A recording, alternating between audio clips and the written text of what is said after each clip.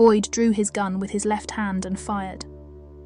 The roar of the exploding powder echoed through the saloon and momentarily deafened everybody in the room. The shotgun part of the Lamat pistol was always the most surprising to people the first time they realized what had happened. The 600 buckshot balls roared down the line parallel to the bar, and all hit Hansen. Hansen was standing so close to Boyd that there was no chance of even one of the lead balls missing him. 5 of the balls hit him in the chest, and 1 caught him in the throat. Blood spurted everywhere as Hansen's heart continued to beat for a few more seconds before it gave up the effort. Boyd looked intently around the room as he thumbed back the hammer and reset it for firing the conventional rounds in the 9-shot cylinder. No one seemed interested in contesting the result of Boyd's shot, so Boyd holstered his gun and snarled out, "Any of you yahoos think that I was too harsh with that fucking Cattleman?" Not getting any answer, Boyd reached over and took the derringer from Hansen's dead hand.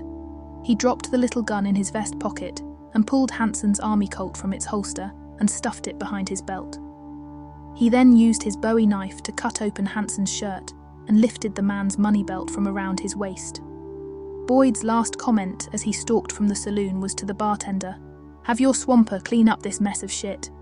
He can have whatever else he finds on the body that he might want." Boyd could almost feel the wind from the sigh of relief from the rest of the saloon's patrons. There was no question that Boyd was pissed, and they weren't sure but what Boyd might decide to shoot anyone else who looked at him wrong. Boyd was known to be something of a hothead, so nobody wanted to get in his way when he was already worked up. Boyd had shown up in the little town of Buzzard Flats about 8 months ago. Since the war of Yankee aggression, a lot of strange people had shown up in West Texas, and Boyd might be one of the strangest, according to the locals. His accent said that he was a damn Yankee, but, if that was the case, why was he carrying a pair of Lamat pistols, a Confederate cavalry weapon? But the strangest thing of all about Jason Boyd was the fact that he was running sheep instead of cattle. Boyd had shown up just as the Watson place was about to be sold for back taxes. Bob Watson had been killed during the war, and Widow Watson was just not able to make a go of the little ranch. A couple of carpetbaggers were after the ranch, but Boyd cut them off by paying Widow Watson a fair price for the ranch and paying off the tax debt. Not only that, he had hired Widow Watson as his housekeeper. These actions won Boyd some friends and grudging respect from even more people, but that had all been shot down when he moved in his sheep. No shots had been fired yet on the range, but there was a lot of harassment by the cattle faction against Boyd and his people. Tonight was an extreme case, but it was in the vein of what had been going on for the last few months. Hansen had made some disparaging remarks about Widow Watson's sex life since she had started working for Boyd. Boyd had told Hansen to shut up, since he did not know what he was talking about, but Hansen would not back down. Finally, Boyd had warned him either to shut up or to draw. Hansen had palmed a derringer and was in the process of cocking it when Boyd saw him and drew his own pistol. Boyd was so fast that he had drawn, cocked, flipped his hammer to the shotgun position, and fired before Hansen could complete his action. Nobody had ever seen a faster draw than that from Boyd, and this was certain to ensure that it would be a long time before anybody was stupid enough to brace Boyd. Boyd wore his guns in a cross-draw position, and that just added to the strangeness of Jason Boyd. Ex-cavalrymen habitually wore their guns in the cross-draw position, but they rarely wore 2 guns. After tonight's demonstration, several of the men wondered if they could gain anything by changing to the cross-draw style. They also wondered if Boyd was left-handed, but they did not know that Jason was ambidextrous. He had used his left hand simply because he had been standing with his right side toward the bar, so using his left hand had given him more freedom of movement. Now that he had a few minutes to cool off, Jason realized that he had put his foot into a pile of shit by killing Hansen. Everybody who thought about it would concede that it had been a fair fight, by the definition usually practiced in this neighborhood. Hansen already had his gun in his hand before Jason had drawn, so it was an example of legal self-defense. However, the shooting would never go to court because the town of Buzzard Flats didn't have a marshal. So Jason would not be arrested unless somebody from the sheriff's office took an official interest. No, it was not the legal consequences of the shooting that bothered Jason Boyd. This was the first killing in the Brewing Range War, and Jason was fearful that it would escalate to a full-scale shooting war. He was somewhat fatalistic regarding himself, but he did worry about what might happen to his employees. He was especially concerned about those shepherds out by themselves with the sheep. 3 or 4 men could easily ride them down even though the shepherds were armed. However, these shepherds were more accustomed to shooting at coyotes than they were to shooting at men. Jason may have to send his shepherds out in pairs just to keep them alive if the war became serious. Jason paused before mounting to reload his used shotgun. When that was done, Jason rode back to his ranch. When he got in, the house was dark, so he assumed that Widow Watson had gone to bed. Jason couldn't help chuckling to himself every time he called her Widow Watson. The woman was older than Jason, though only by 1 year. She had only been married 3 months when her husband had foolishly decided to ride off to war in the summer of 1863.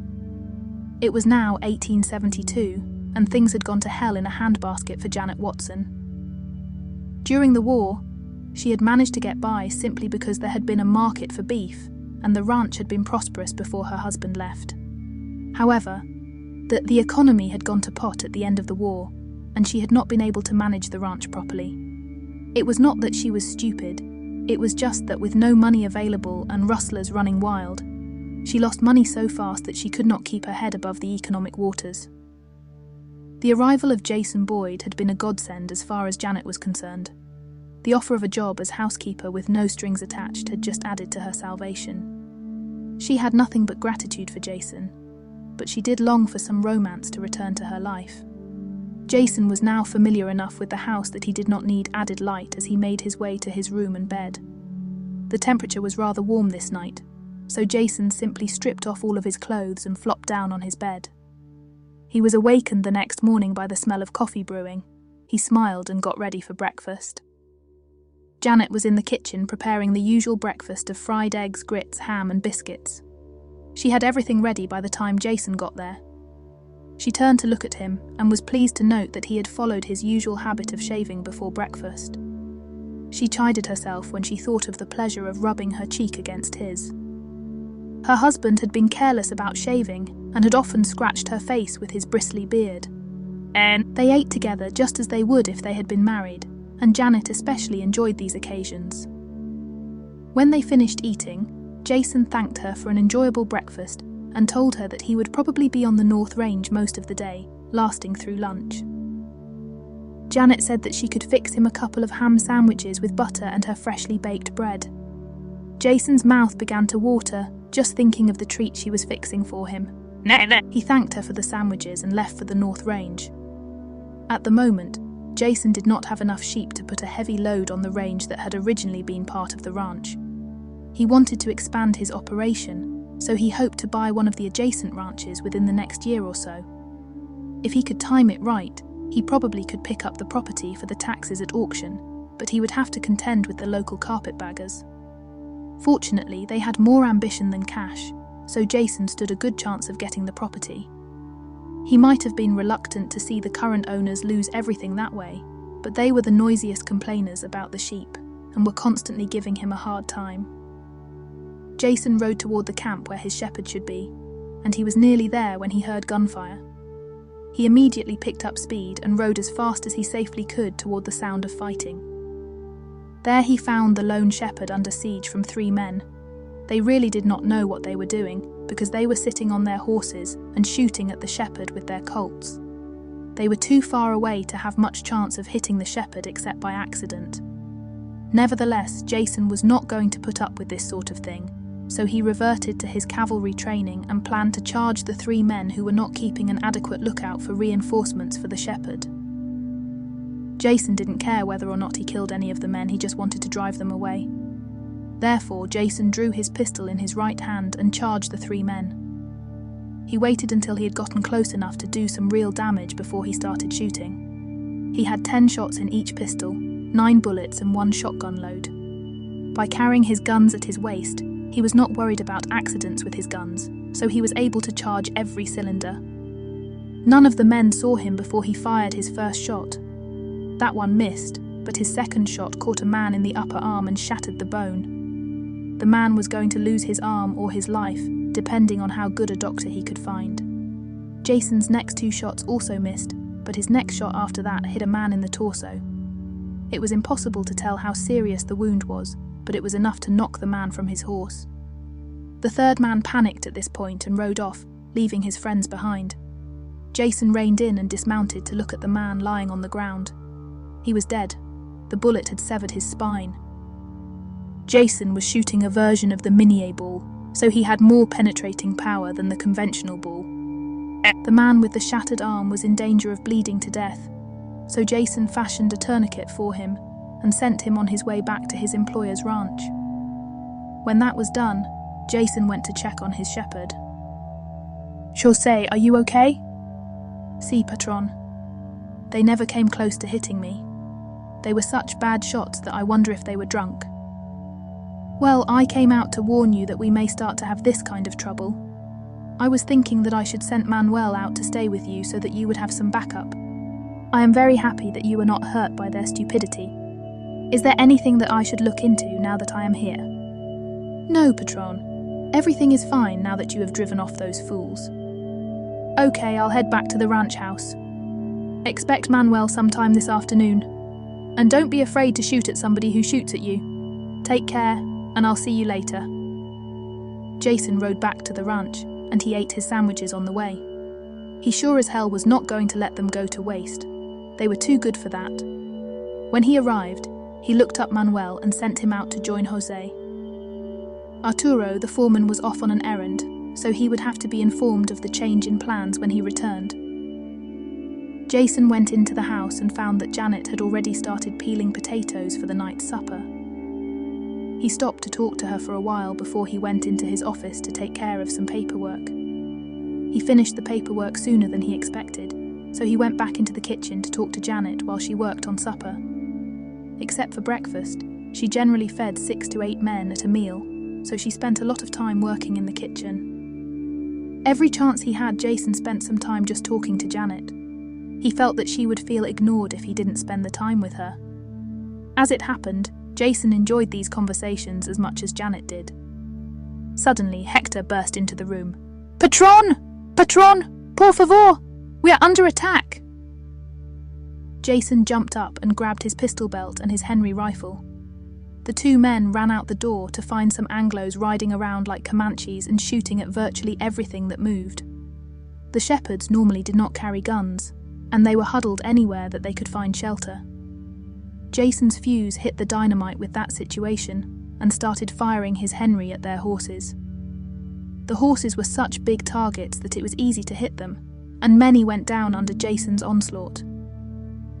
As was the case with the Comanches, a horse going down while being ridden at speed took his rider to sure disaster. Every horse that went down took a man with him to at least one broken bone, and commonly, to his death. Jason showed no mercy.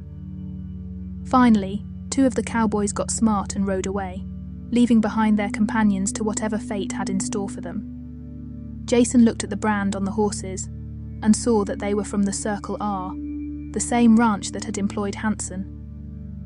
There were 6 dead or wounded men lying in the dirt, so Jason called for a wagon to be hitched and brought out to where he was standing. He had the corpses loaded into the wagon first, then had the 2 injured men placed on top of the corpses. When one complained, Jason said, "You are going for a ride in the wagon. Just be glad you have something soft to ride on." Jason went back into the house and picked up 2 12-gauge shotguns that used pinfire shells. He picked up a box of 50 shells to go with them and went back to the yard. Jason gave the shotguns to Hector and Victorio and told them to climb into the wagon. They were going to take the raiders back to the Circle R. Meanwhile, he ordered the other 3 men to pull the horses out of the yard and dump them somewhere where they wouldn't stink up the place while they rotted. Jason rode his horse while the 2 Mexican shepherds rode in the wagon with Hector driving. They headed for the Circle R at a brisk clip. The injured men wailed in pain, but Jason told them to shut up if they wanted to arrive at their destination still alive. That shut them up. The trip took nearly an hour since they had to follow the roads with the wagon, but they finally arrived at the Circle R ranch house. They were seen as they approached, so they were met by Henry Richards and 4 of his men in front of the house, all with drawn guns. "What do you sheepmen want on my ranch?" "We are returning some of your men who raided my ranch a couple of hours ago. 4 of them are dead, but 2 still live with broken boners. Have your men take them off my wagon, or we will dump them here." The cowboys cursed as they did the job, but they did unload the 2 men and 4 corpses. Jason said, "Richards, this stops right now, or you will have a major war on your hands. You cattlemen outnumber me at the moment, but I can have some very experienced ex-soldiers here in a few days. They all owe me favors, so you and your people will not like the results if you keep shooting at us. Meanwhile, my shepherds will be armed at all times, so they will not be easy targets. The choice is simple: you back off or you die." "You can't threaten me like that." "It's not a threat, it is a statement of what will happen. Are you sure you want a war? It's up to you. Now we are riding out. My men are armed with 12-gauge shotguns and buckshot. They know how to shoot, so I advise you to let us go without trouble. Otherwise, you will regret it." They turned around and rode away, but Jason never took his eyes off of Richards as long as they were within rifle range. They got back to the ranch in time for a late supper. Janet had saved the full meal for them and only had to warm it when they finally showed up about an hour later than normal supper time. The 3 men greatly appreciated her efforts and told her so as they enjoyed the meal. After supper, the 2 shepherds went back to the bunkhouse, and Jason had them take the shotguns with them. If there was another raid on the ranch, they would need the guns for protection. Meanwhile, Jason was trying to figure out what he needed to do to have a chance to keep them safe. Based on Jason's military experience, yes, he had been a captain in the Confederate cavalry.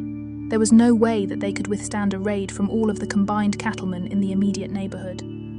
This could amount to 60-75 raiders at one time, and that was too much without trained soldiers. However, he did not think that the locals would think of something as radical as that. It was much more likely that any attacks would be limited to a maximum of 20-30 men, most of whom would be using pistols, probably the .36 caliber Colt Navy model. Those pinfire shotguns had about the same range as the Colt Navy, and they certainly had the same stopping power with 900 buckshot. As long as his men had the 12-gauge shotguns, they should be able to stand off 20-30. Men of the type who worked as cowboys. Jason figured that he needed 10 of the shotguns, and he only had 2 on hand. Tomorrow he would visit the gunsmith and order 8 more of the shotguns.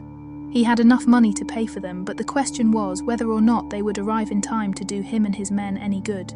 He also needed to order more of those special shells. He told his plan to Janet, and she was excited that he was ordering enough for her to have one of the shotguns. At one time, she had been an avid bird hunter, so she knew how to handle the big gun. When Jason first told Janet that he was getting one of the guns for her, she had squealed and jumped up to run to him. She had kissed him on the cheek, and then blushed a bright red when she realized what she had done. Jason took her hand and said, "Janet, I appreciate the kiss. I want you to know that I am worried what might happen to you if we are overrun by rampaging cowboys. You will definitely need some form of protection, because those men would have their blood running at a boil, and you would just be considered by them to be another one of the enemy. The fact that you are a woman would not slow them down from killing you in the heat of the moment.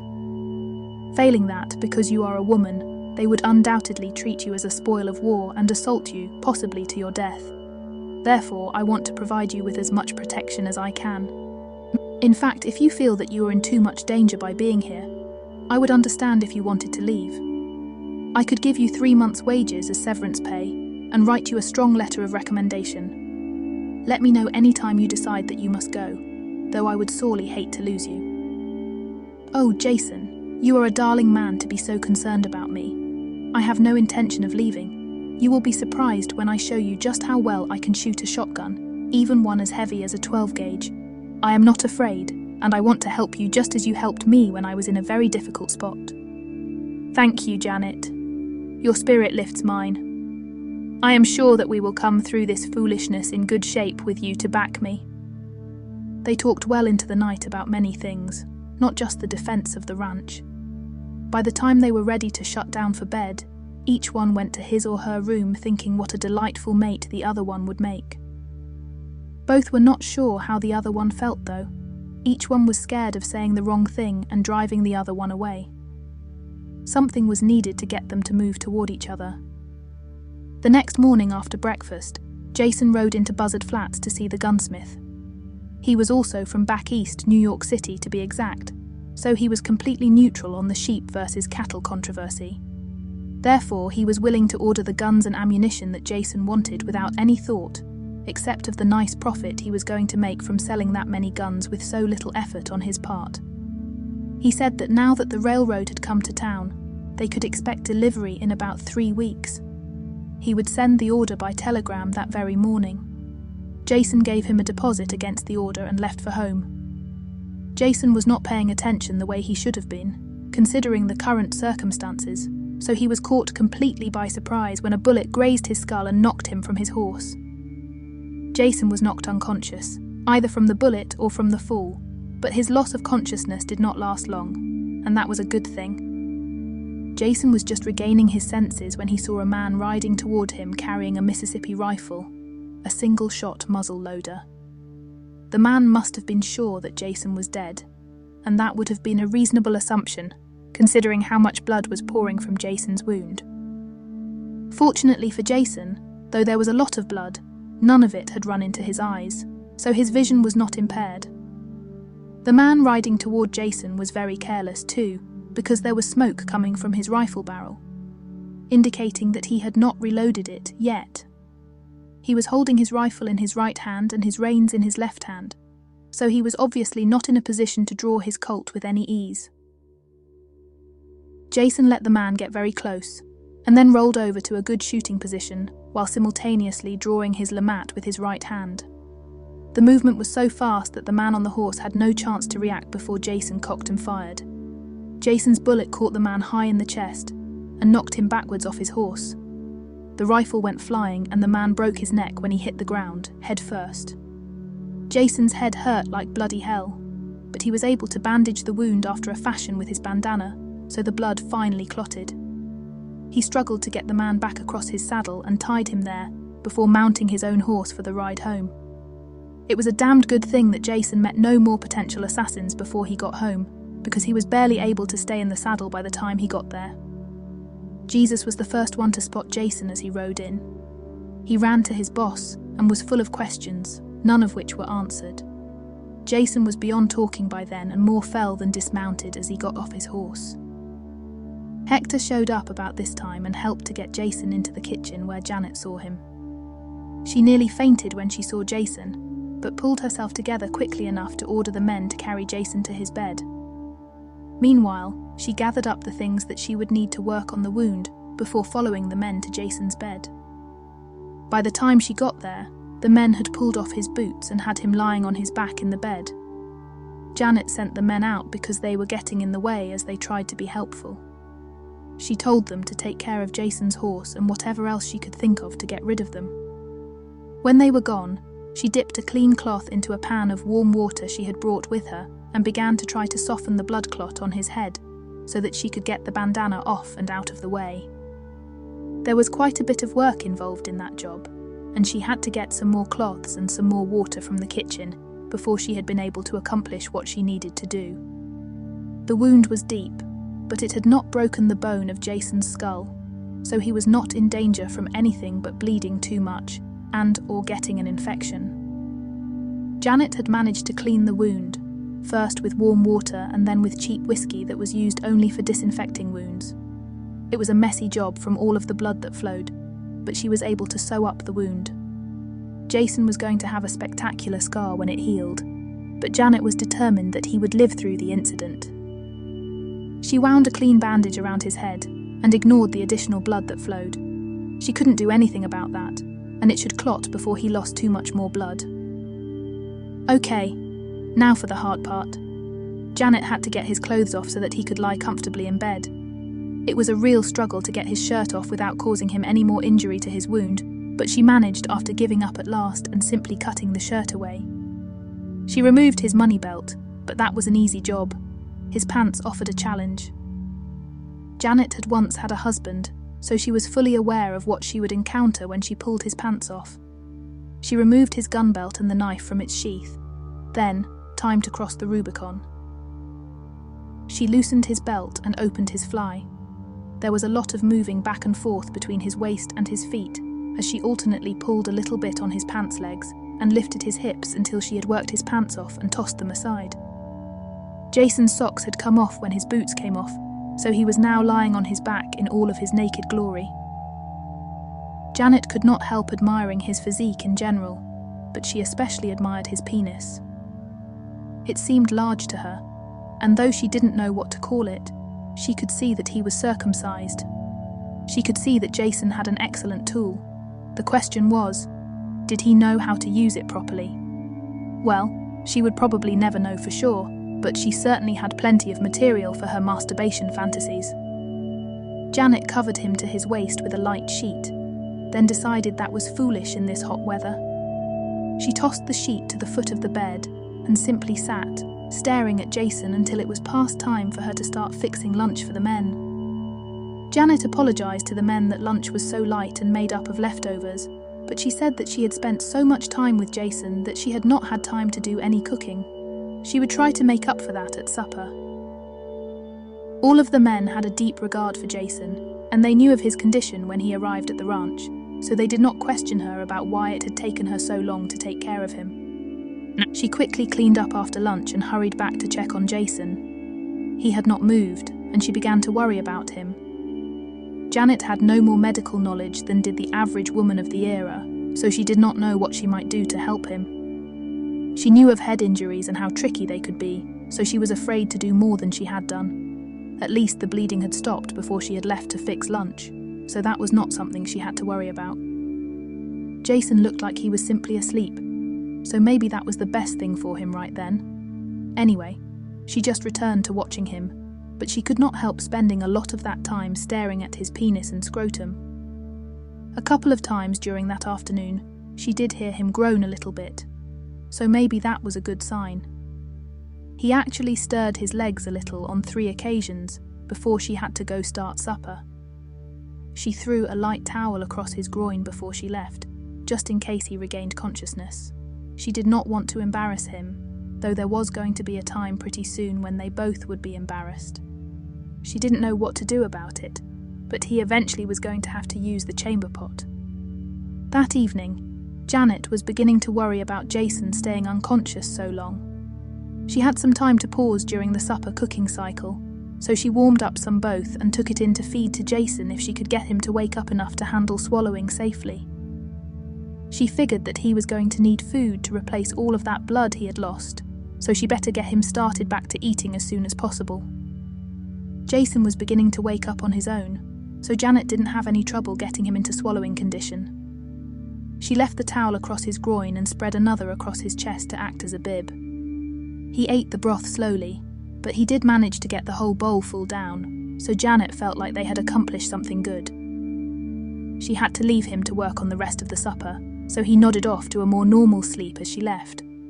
Supper was over, and Janet was making the final clean-up when there was a crashing noise from Jason's bedroom. Janet rushed in to find Jason lying on the floor in front of the commode. He had been trying to get the chamber pot out of its cubbyhole when he simply ran out of strength. Jason fell to the floor, but the crash she had heard had been the noise of the chamber pot as it fell. Jason was lying on the floor naked, but this was no time for modesty. Janet set the chamber pot in place and helped Jason to sit on it. Once he was in place, she stood in the hall while he relieved himself. All of that was bad enough, but she had to come back in to wipe his ass for him, since he couldn't do it without falling over. They both tried to hide their embarrassment, but it was obviously there. Janet helped Jason back into bed before she covered the chamber pot and took it out to dump it into the privy. She washed the pot and the cloth used to wipe Jason's ass before washing her hands and bringing the pot back to his bedroom. Janet returned the chamber pot to the commode and warned Jason to call her the next time he needed to use it. She was afraid that another fall could offset the healing that Jason had already managed. Jason reluctantly agreed with her, but he was still embarrassed by the whole thing. Fortunately, Janet and Jason both managed to sleep through the night without further need for the chamber pot. The next morning, Jason asked for a regular breakfast. This was good news as far as Janet was concerned. so she fixed him a heaping plate of his usual breakfast food and brought it in, along with a cup of hot coffee. While still in the kitchen, she had cut his ham into small pieces so that he would be able to feed himself while remaining in bed. Jason was able to sit up in bed while eating, and he used the 2 towels as he had the night before. Janet brought her breakfast into his bedroom and they ate together, something they both enjoyed. Janet was truly gratified when Jason wanted more grits and gravy, so she went into the kitchen and happily dished them up for him. He was recovering faster than she had expected, and Jason was giving Janet all of the credit. Janet spent most of the morning with Jason, and Jason joked with her about the small bit of covering he was wearing over his groin. He teased her into admitting that she had been the one who had taken off his clothes, and yes, she did get a good look at the parts she had never seen before. Janet turned bright red at this banter, but she did remind Jason that she had been married, so that stuff was not a complete surprise to her. Jason blushed at that. The adventure with the chamber pot was not mentioned by either one of them. Upon reflection, Janet did muse to herself that she would certainly look again whenever the opportunity arose. However, she honestly did hope that such an opportunity never again came up. Jason was feeling very good by the time dinner came around, so Janet helped him into a shirt and pants so that he could come to the table to eat with the men. Janet helped him to balance as he walked, since he was still having some trouble with that. All of the men were very happy to see Jason able to move that well, and he certainly was an impressive sight with the bandage still around his head. They talked about the activities around the ranch, but over the final cup of coffee, the talk turned to the assassin. The brand on the horse said that it was not local, and nobody could identify the man who had done the shooting. The consensus was that he was a hired gun, probably brought in by Richards, but there was no way to prove it. He had been carrying a money belt with $263 in it, so they guessed that the man had been paid $250 to get rid of Jason. That was a princely sum, so somebody held Jason in high regard, even if he did not like him. Jason swore to everybody present at the table, including Janet, that he would not be so careless the next time he went to town. They all insisted that he not be careless any time, since an assassin could easily sneak onto their ranch whenever he really wanted to. Jason had to concede that, but the conversation ended there as Jason was too tired to remain at the table any longer. Jason promised to be back for supper, but he expected to sleep until then. Janet helped him back to bed and removed his clothes before he lay down this time. For one thing, Jason did not have that many shirts to be cut off.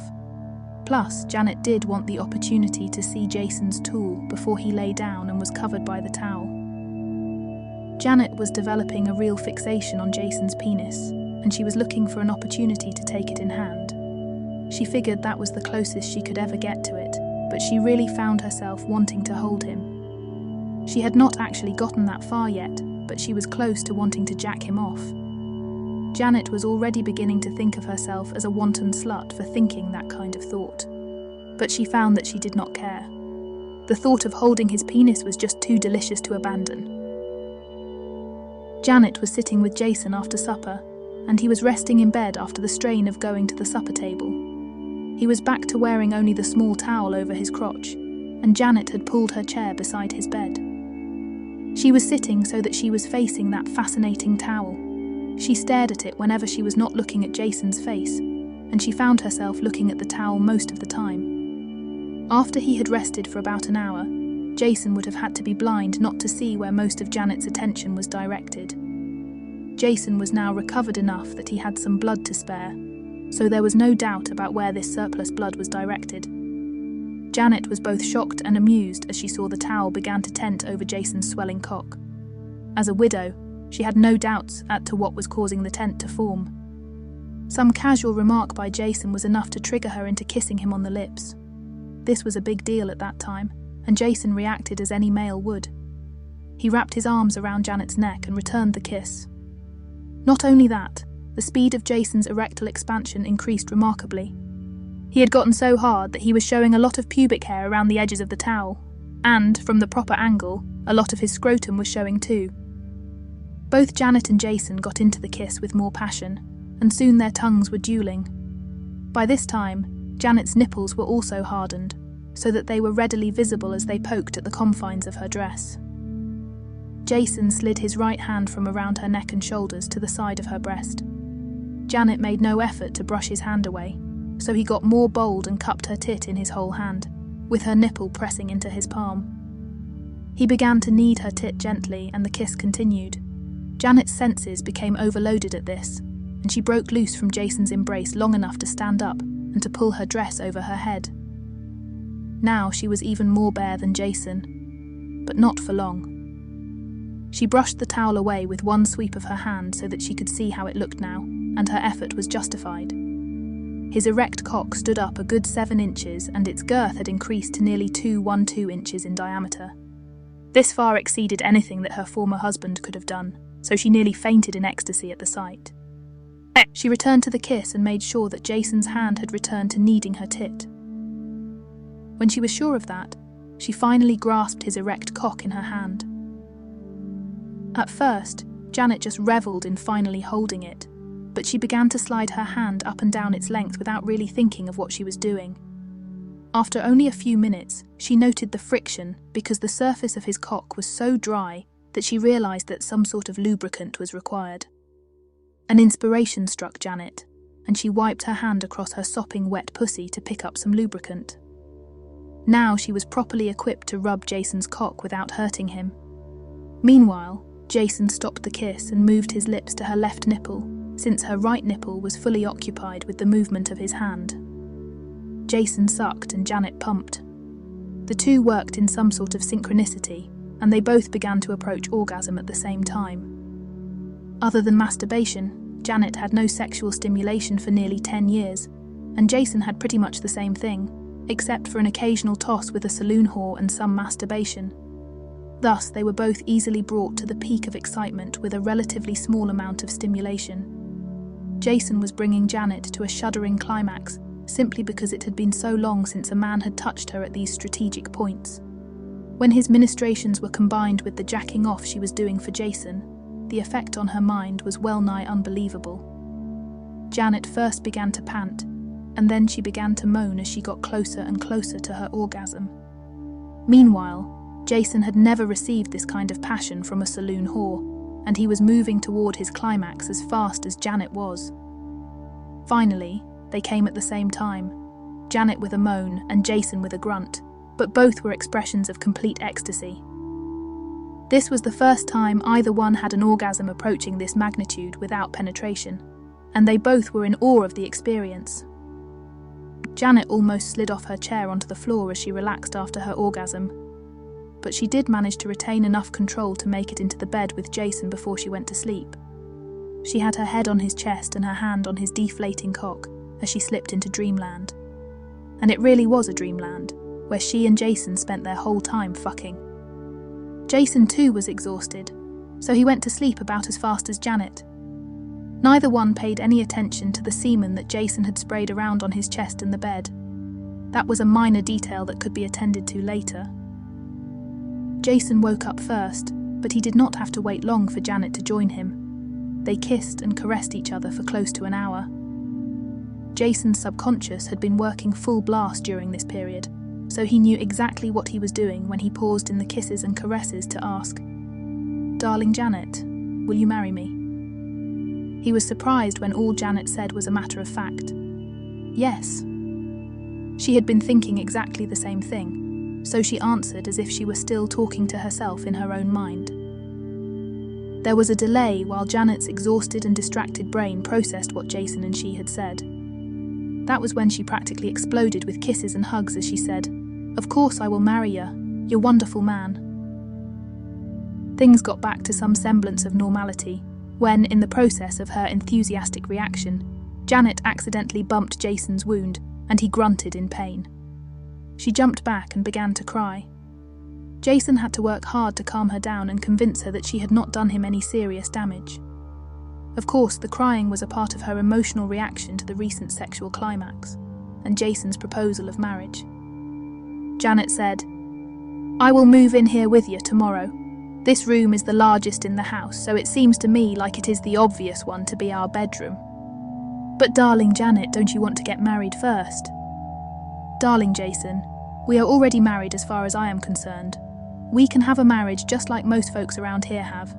All we have to do is to tell people that we are married, and that does it. I figure that with all of the people who want you dead right now, we should avoid a church wedding.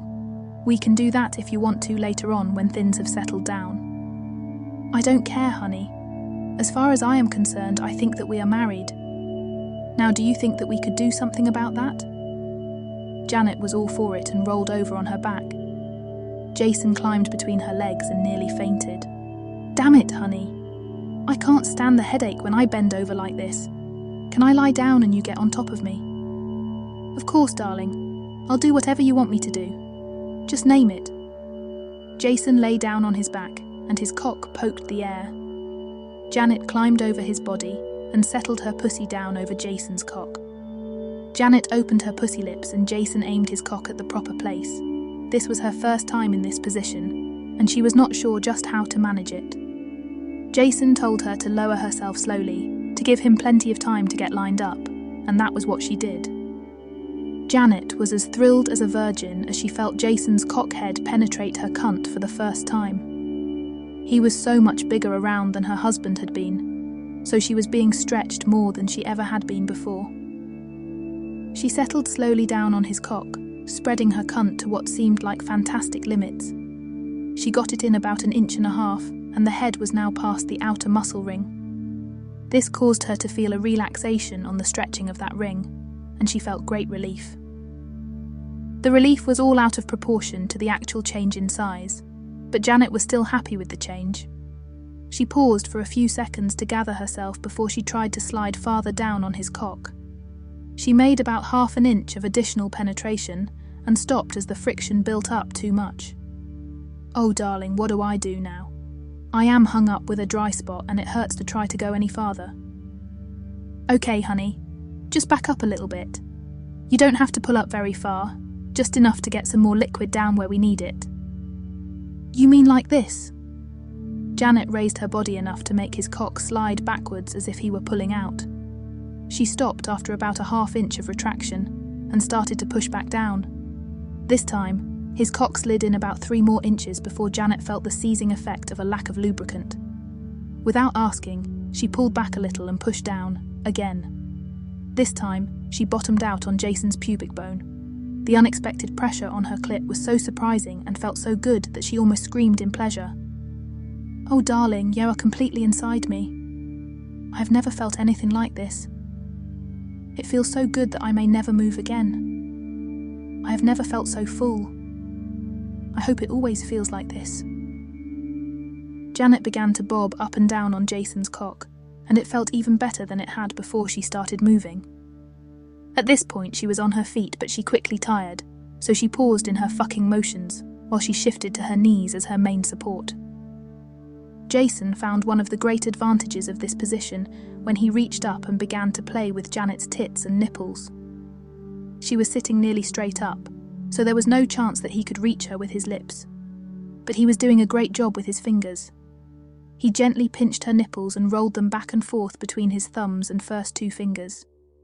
Janet had never before realised just how much physical work there was for the active partner, and she was getting very tired. Fortunately, she was so close to coming that she was not going to have to pump much longer. Jason was also pushing close to his cum, and he was losing the battle to hold back. He was trying to wait long enough to be sure that Janet would come too, but he was getting to the point of no return. Finally, it happened. Jason fired off his first jet of jizz with enough pressure that Janet felt it blast against the wall of her cunt. His second blast did the same, and Janet came almost explosively. She squealed in pleasure and fell off to one side of Jason. She did move slowly enough that Jason finished shooting, but Janet was still coming as she lay beside him on the bed. She shook and moaned long enough to scare Jason a little bit. Janet finally came back to earth, just as Jason was about to try to bring her out of her seeming fit. Unexpectedly, Janet embraced Jason in a grip that nearly cut off his ability to breathe, and kissed him so many times that he was afraid that she had lost her mind. "Oh, you wonderful man. Where have you been all my life? I never knew that making love could feel so good. I can't hardly wait for you to get on top of me. Please get well real soon." The next morning, Janet was up at her usual time and fixing her usual breakfast. Jason woke up to the wonderful smell of brewing coffee. He shaved, etc., and went into the kitchen. "Good morning, my wonderful husband. I hope you enjoyed last night as much as I did." That magic word husband made Jason's day. "Yes, wife, I'm sure that I did enjoy it that much. I can hardly wait until tonight when we can do it again." "I have a question, husband. Why do we have to wait till tonight? What's wrong with this morning right after breakfast?" Jason almost cringed. "My God, have I created a sex monster?" he thought. Of course, he would never let Janet hear him say that. "Wife, I would be pleased to fuck any time you find it pleasurable. You name the time and place and I will always be there."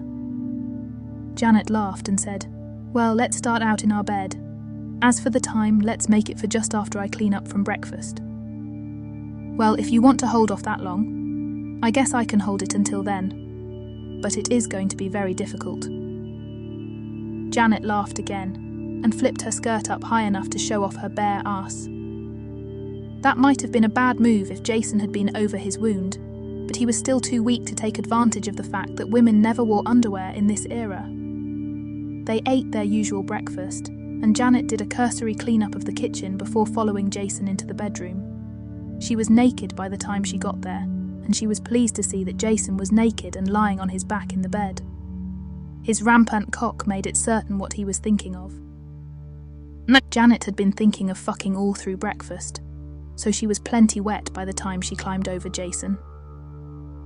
They repeated the routine of the previous night, and were fucking in almost no time at all. As before, Janet had trouble lasting long enough with her fucking to make it last to reach her orgasm. Jason helped her along by playing with her clit and her nipples. This made her orgasm arrive soon enough to make her come before she was so tired. Therefore, she was able to finish pumping after Jason had come. Jason held her in position on his cock while she caught her breath. Janet rested for a few minutes in that position and was thrilled to feel Jason's cock start to swell again while buried deep within her cunt. The effect was so erotic to Janet that she almost came just from that feeling. However, she did not let it stop her from fucking Jason again. There was no way to know how long the phenomenon would last, but, currently, they were both as resilient as teenagers. 3 weeks from his injury, Jason rode into town to see if the shotguns had arrived. Hector was along to drive the buckboard Jason planned to use to transport his new treasures. They rode up to the gunsmith's shop and went in to see if the shotguns had arrived. The guns were ready to go, and the gunsmith had even taken the time to clean all of the preservative off them, so that they were ready to use as soon as Jason paid for them and their ammunition. Jason paid for 8 pinfire 12-gauge double-barrel shotguns and 4 cases of ammunition. He had enough ammunition to fight a war, and that's what the shotguns were to be used for. The cattlemen were still against sheep ranching in cattle country, and they were ready to fight a range war to drive the sheep out. This was enough shotguns to arm everyone at the ranch with them. These breech-loading shotguns were state-of-the-art and would enable his people to stand off 20 to 30 attackers without too much trouble. Jason and Hector armed themselves with loaded shotguns and filled a belt pouch with shells. They headed back to the ranch, but they expected to meet some opposition before they got home. Jason wondered why they had not been hit on their way to town, but it may have been the result of poor organisation on the part of the cattlemen. Anyway, they had a plan for any one of several different possible attacks, so they almost hoped that someone would be stupid enough to contest the road with them. They had gotten about a mile out of town when it happened. 6 men rode toward them at a fast clip and started shooting while they were still out of decent range for the Navy Colts they were using. This was the kind of attack they were most expecting, so Hector stopped the wagon and ducked under it for protection. Jason rode away as if he were frightened by the charging cowboys. By design, Jason rode so that the charging cowboys were drawn in toward the wagon and Hector's shotgun. As soon as they were within range, Hector fired. He was experienced with a shotgun, so he did not miss. By the time Hector had fired his 2 barrels, 2 men and 1 horse were down. The cowboys had assumed that Hector had run under the wagon to hide and were not expecting to be shot as they rode by. Hector took only about 5 seconds to reload and got off 2 more shots before the cowboys were out of effective range. 2 men fell this time, but no horses. At the first shot, Jason had turned around and ridden back toward the wagon, holding his shotgun ready for when he was close enough to the remaining cowboys. At 50 feet, he fired both barrels at once. The 2 cowboys were foolishly so close together that the buckshot hit them both, along with their horses. Jason hated to harm the horses, but this was no time to quibble. Scratch 2 men and 2 horses, though Jason did need to shoot one of the horses with his pistol to put it out of its misery. The horse was going to die anyway. There was just no point in prolonging its suffering. Jason picked up another 2 horses and dispatched those that were not going to live. He and Hector stripped the cowboys of anything useful and left them for the Bar B bar riders to find when they came looking for their friends. They picked up 6 Colts, 5 Navy and 1 Army. There was a total of $8 which Jason told Hector to split with the other men. Hector did take a hat that he fancied, but that was all they bothered with. The knives were junk. Jason and Hector continued home and arrived in time for the noon meal. When dinner was over, Jason distributed the weapons and held a class to be sure that everyone understood the details of loading a pinfire cartridge or shell. It had to be lined up so that the little pin projected from the shell in position for the hammer to drive it into the primer located within the shell. There were 2 problems with these shells.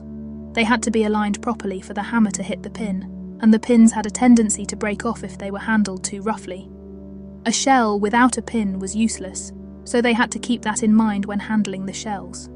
The men were all abashed when Janet turned out to be the best shot among them. She was actually marginally better than Jason, but he was not bothered by that. In fact, he was pleased, since he wanted her to be as protected as possible. Now that they had the guns, Jason had them build what would eventually be called pillboxes to shoot from. The pillboxes were built of wood, because the black powder-powered 36 caliber bullets used by the most common Navy Colts would hardly make a dent at 20 yards, and the 44 caliber bullets from the Army Colts would not penetrate 2 inches of hardwood at that range. Each pillbox was stocked with jerky and water in case of a protracted fight, but Jason was sure that nothing like that would ever happen. However, there was no cost to stocking the food and water, so they did it. Now the shepherds never went anywhere without their shotguns. They even took them to the privy. There was just no point in taking chances. The shotguns proved themselves very shortly after they had been picked up. Jason and Arturo were out inspecting a section of range they were considering opening for grazing when they were attacked by 7 men. Jason and Arturo made a dash for some trees and got there before either was wounded. Neither one had tried to shoot while they were riding for their lives, but the situation changed when they got to the trees. The 2 men dismounted and jumped behind trees to be used as shields against the rain of pistol bullets that were peppering down upon them. The cowboys were firing somewhat wildly, and neither Jason nor Arturo had yet been hit, though Jason's horse had sustained a minor wound.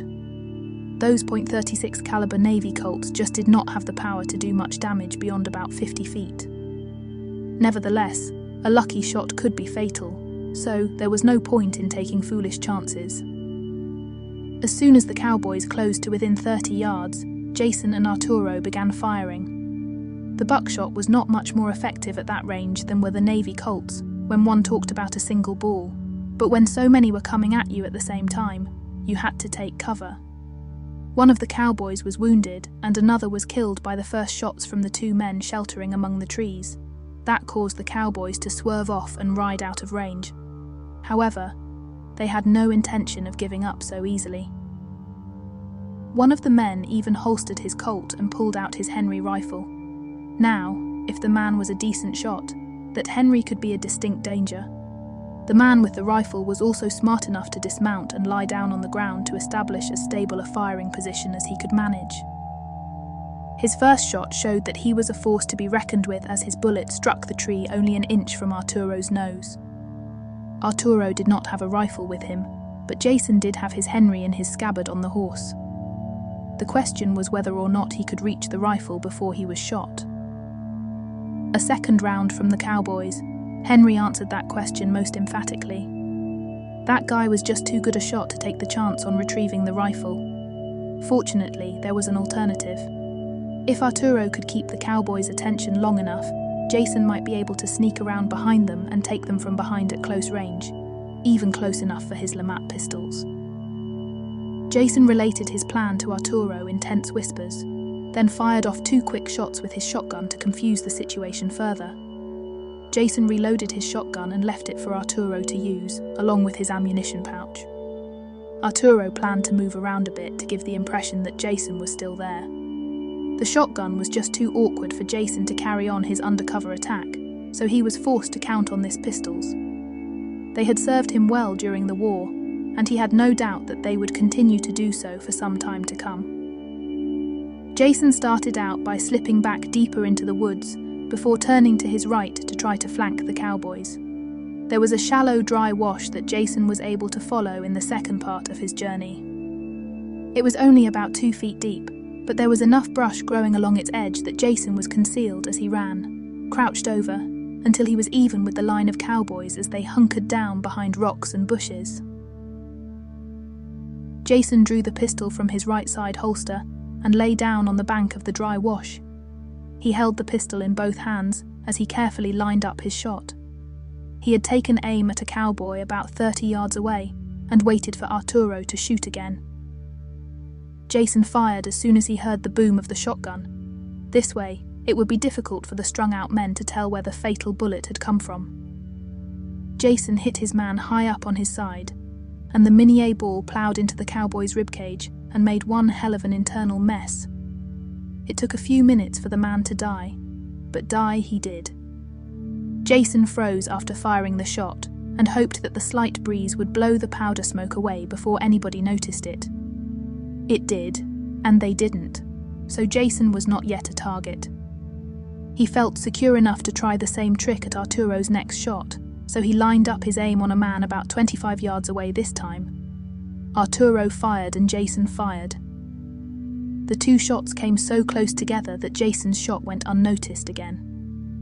This time, Jason's target moved just as Jason fired, so the bullet caught him in the shoulder instead of in the chest. For current purposes, the slight miss made no real difference. It would just take longer for the man to die, this time from gangrene. Now that there were only 3 attackers left, the situation was turning in Jason's favor. Jason now lined up on the nearest man in the line. He was about 20 yards away. Jason fired when Arturo fired and put a neat hole in the head of this target. Of course, Jason knew better than to try for a headshot with the crude iron sights on his LeMat, but there was a bush interfering with his vision of the man's torso, so he figured to gamble on a headshot with the man so close. This time, luck finally caught up with Jason. The man on the far side of his target happened to turn his head in Jason's direction and saw the puff of powder smoke when Jason fired. The man jumped up and ran for his horse after seeing Jason lining up for a shot at him. He didn't need to say a word. His foolish action attracted the attention of his companion. Realizing that he was in a no-win situation, that man also jumped up and ran for his horse. Jason had time for one more shot, and he fired at the first man to move. That man dropped with a small hole in his back between his shoulder blades, but his messed up innards ensured that he would not run anywhere else. The last man got away. Jason called to Arturo not to shoot at him when he stood up. The 2 men examined the bodies and determined that they were all dead or dying. Jason, at the request of the man with the shattered shoulder, put a bullet into his head. The other wounded man was already dead. They looted the bodies and gathered up the horses. In the process, they determined that the horses belonged to the Rocking J Ranch. Well, that was 3 ranches that Jason knew to avoid. They tied the bodies to their horses and sent them on their way with a slap on the rump. The horses would eventually return to the Rocking J, so the 2 men felt that their obligation to the dead men was finished. Jason reloaded his pistol and the men headed for home. The inspection tour could wait for another time. Janet was all over Jason when he got home and heard of the most recent fight. Her hugs and kisses might well have smothered a lesser man, but Jason was up to the challenge. Once Janet had calmed down a bit from her initial reaction, she pulled off her dress and led Jason by the hand to their bedroom. Jason had nearly recovered completely from his wound, so Janet was now able to indulge in her favourite position for fucking, the missionary position. However, she did put a small variation on that position by propping her legs on Jason's shoulders. For some reason she didn't understand. She had stronger orgasms when he rubbed the top of her cunt while he was stroking her.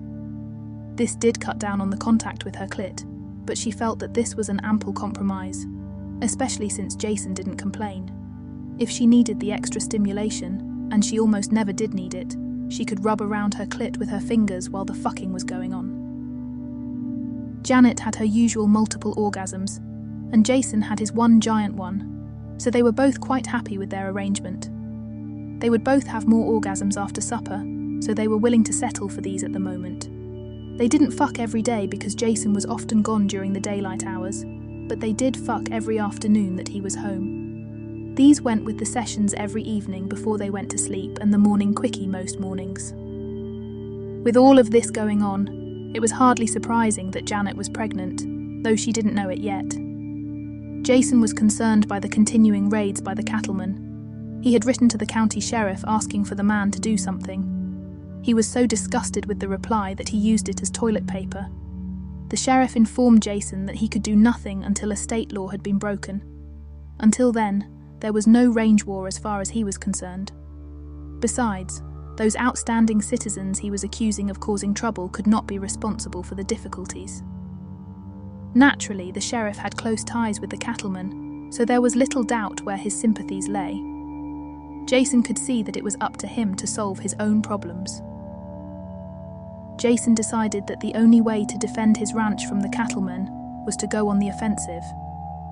Jason went into Buzzard Flats and bought 2 kegs of blasting powder. The formulation was slightly different from that of gunpowder.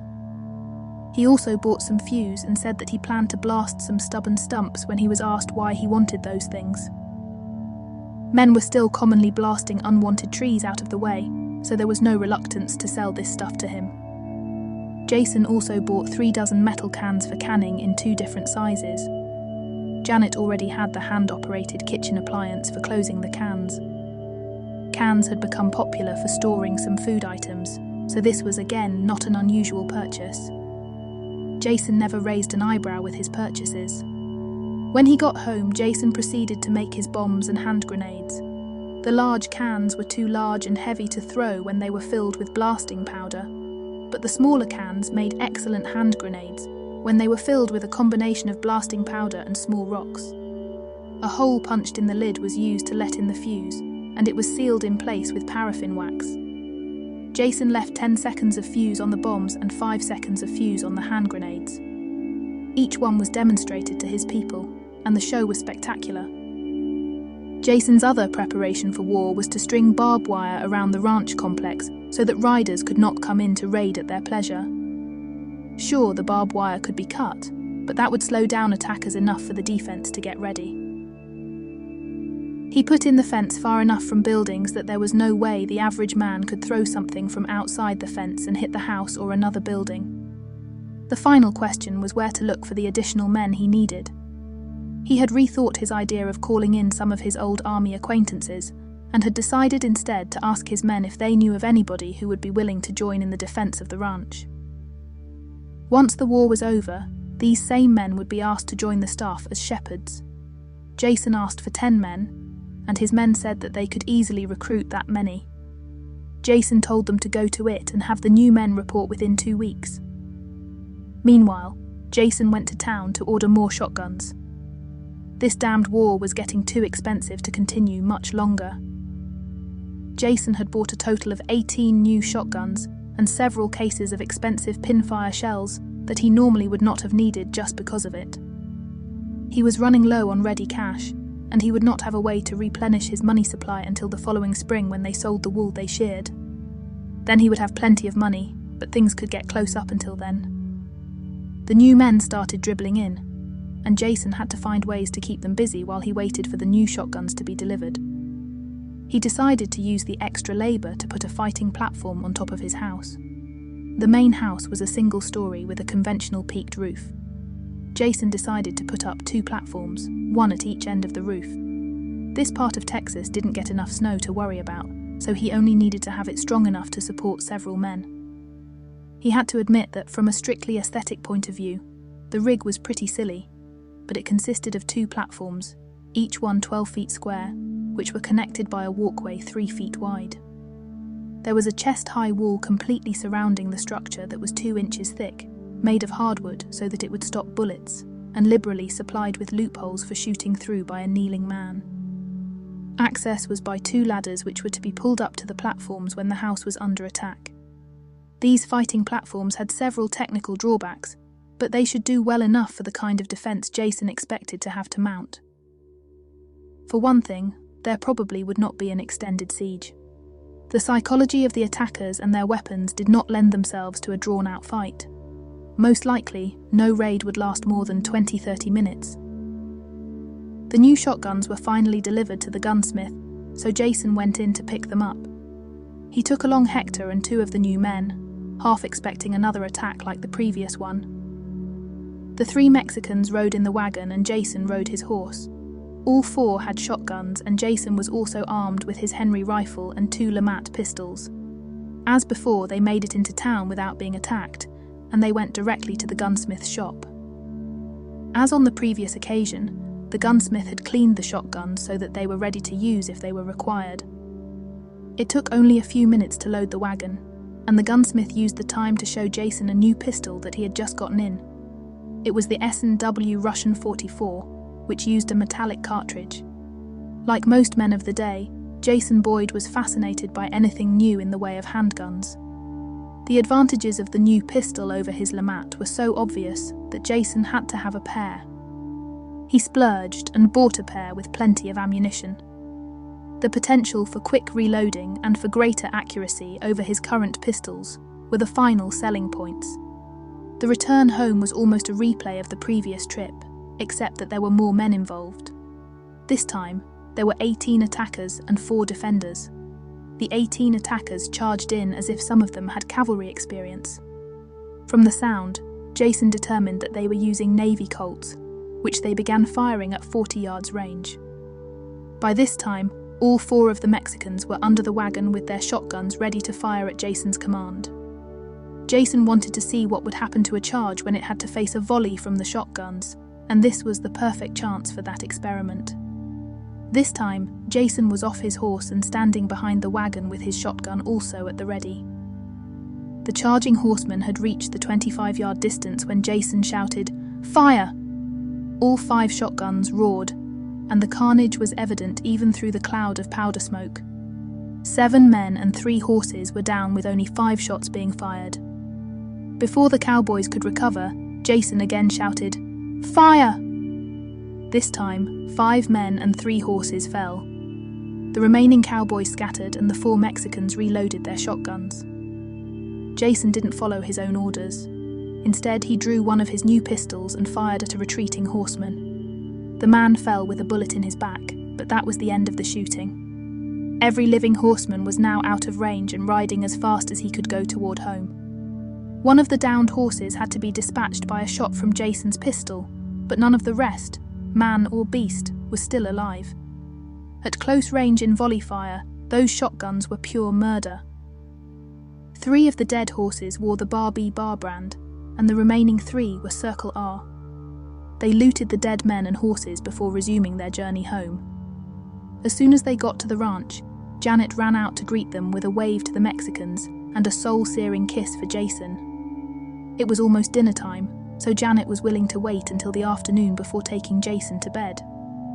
Jason distributed the new shotguns, and the men went immediately to clean the 4 that had just been fired.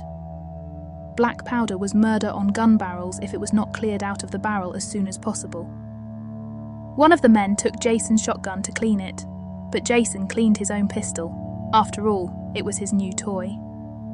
Janet was fated to be disappointed on this afternoon because Jason felt that he was compelled to visit the Circle R ranch with an ultimatum. Either the Cattlemen called off this ridiculous range war, or Jason was going on the offensive.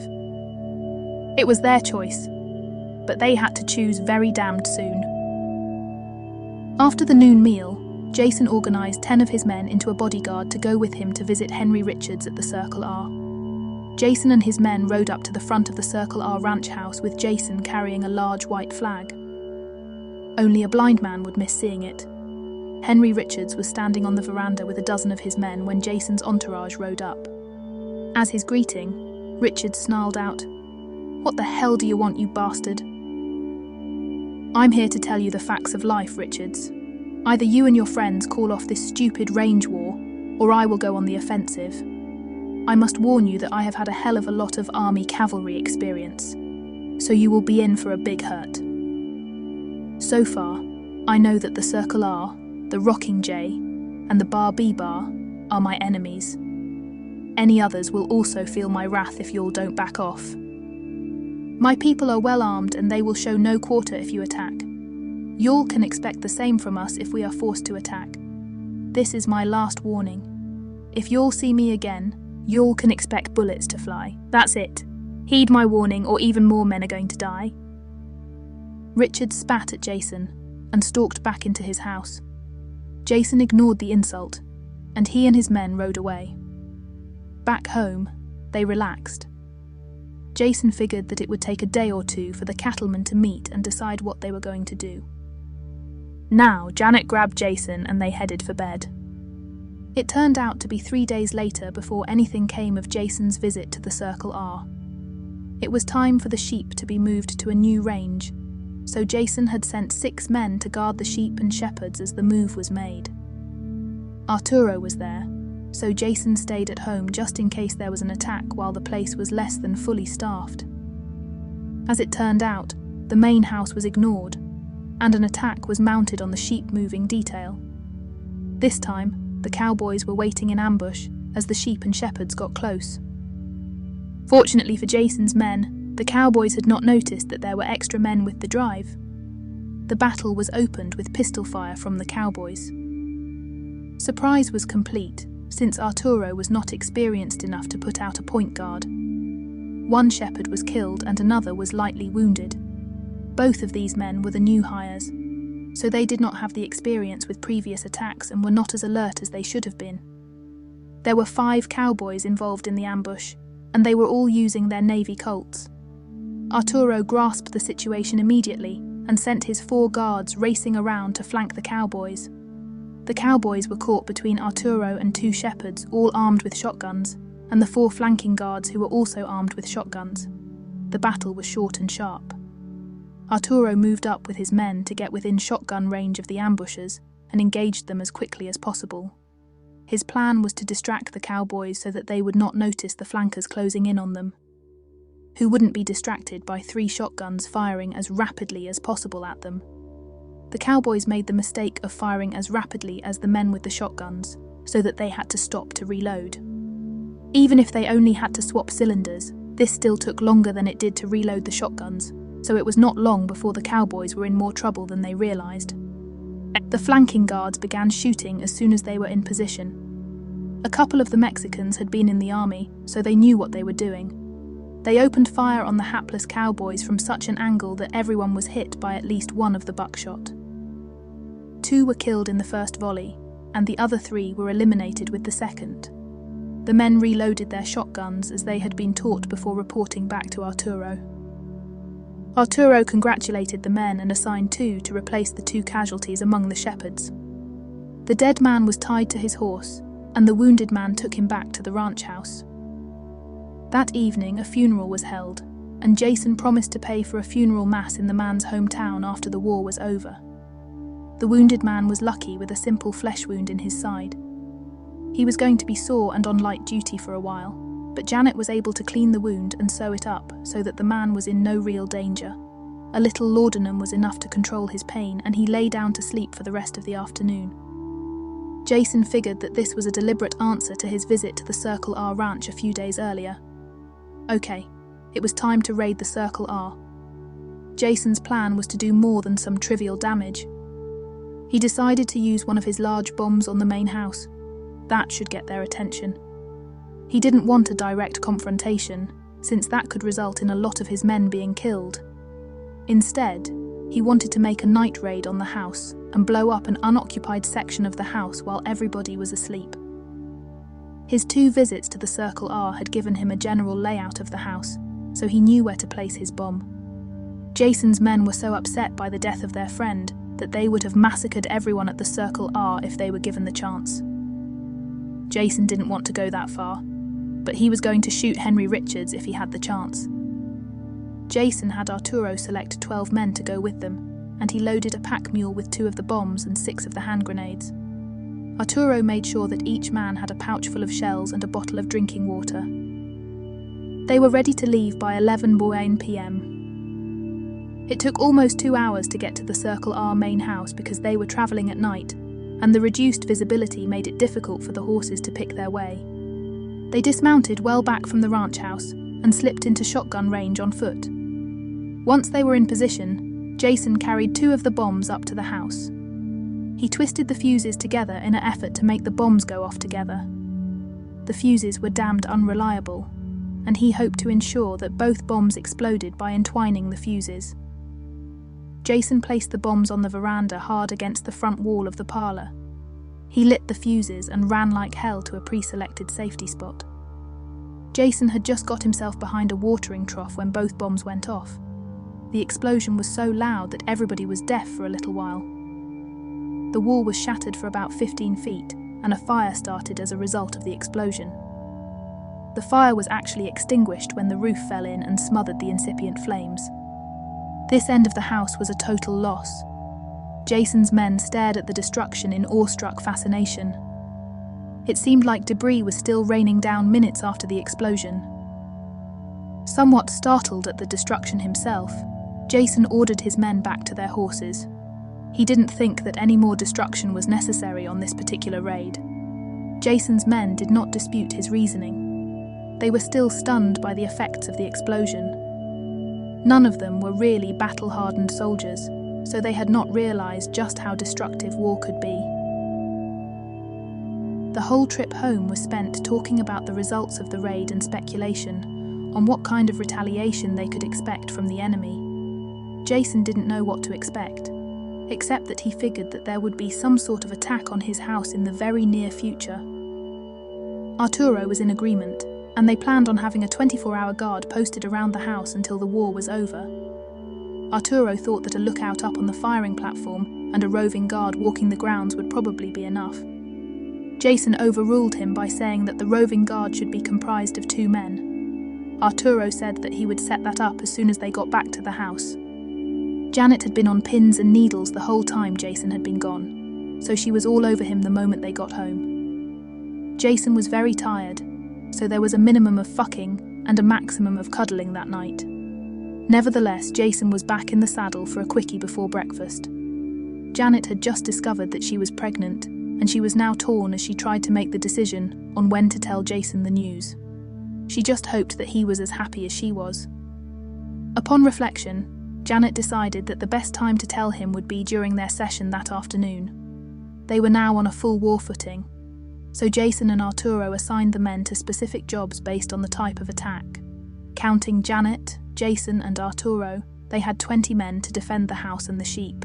It was not practical for the Cattlemen to try to win by simply killing the sheep, so they were preparing for an assault on the people.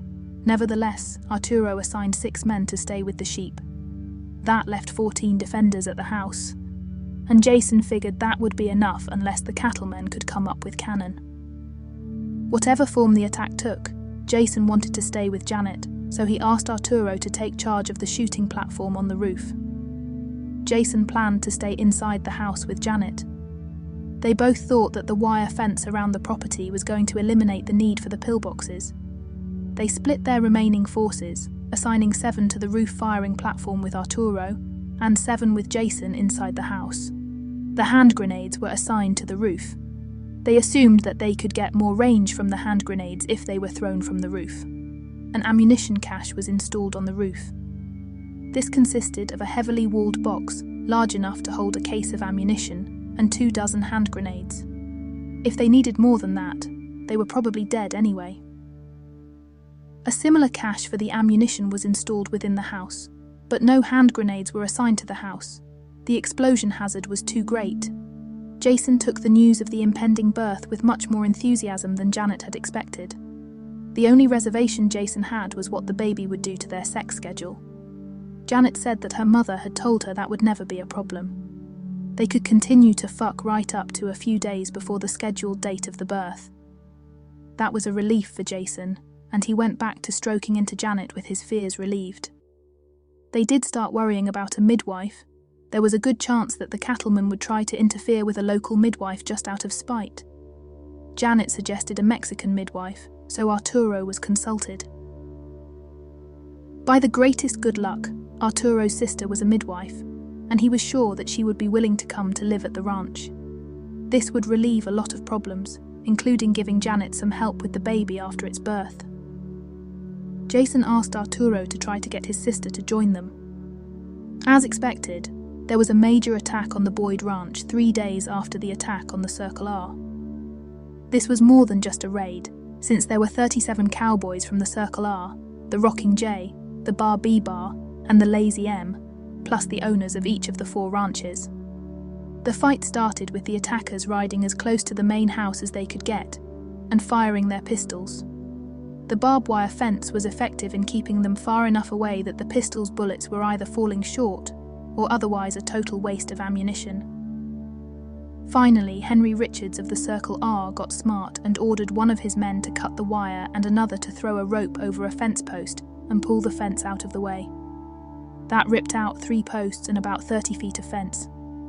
The attackers used this hole to advance on the house. Jason had expected this and was not worried, since the fence had been intended to stop a night raid, not a full-scale daylight attack. In any case, it would only take an hour or so to repair the fence after the battle was over, so it was not a big deal. However, the cowboys did seem to think that they had accomplished something, because they sent up a raucous cheer when that much of the fence was pulled out. Jason immediately recognized that he had made a tactical blunder when he had decided to stay inside the house. Had he been on the roof with his Henry rifle, he might well have been able to shoot one or more of the ranch owners. Oh well, live and learn.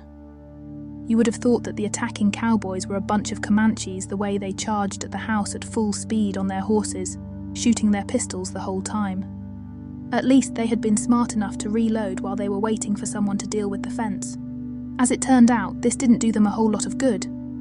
Bolivar, one of the shepherds, turned out to have one hell of a throwing arm, and he was accurate too. A century later, he could have made a lot of money playing center field for a Major League Baseball team. Arturo had spotted his potential and assigned him the job of throwing the hand grenades. The cowboys had bunched up in the process of going through the hole in the fence, and Bolivar lobbed a hand grenade among them. He had done a very good job of timing his throw, so that the grenade went off about 30 feet in the air.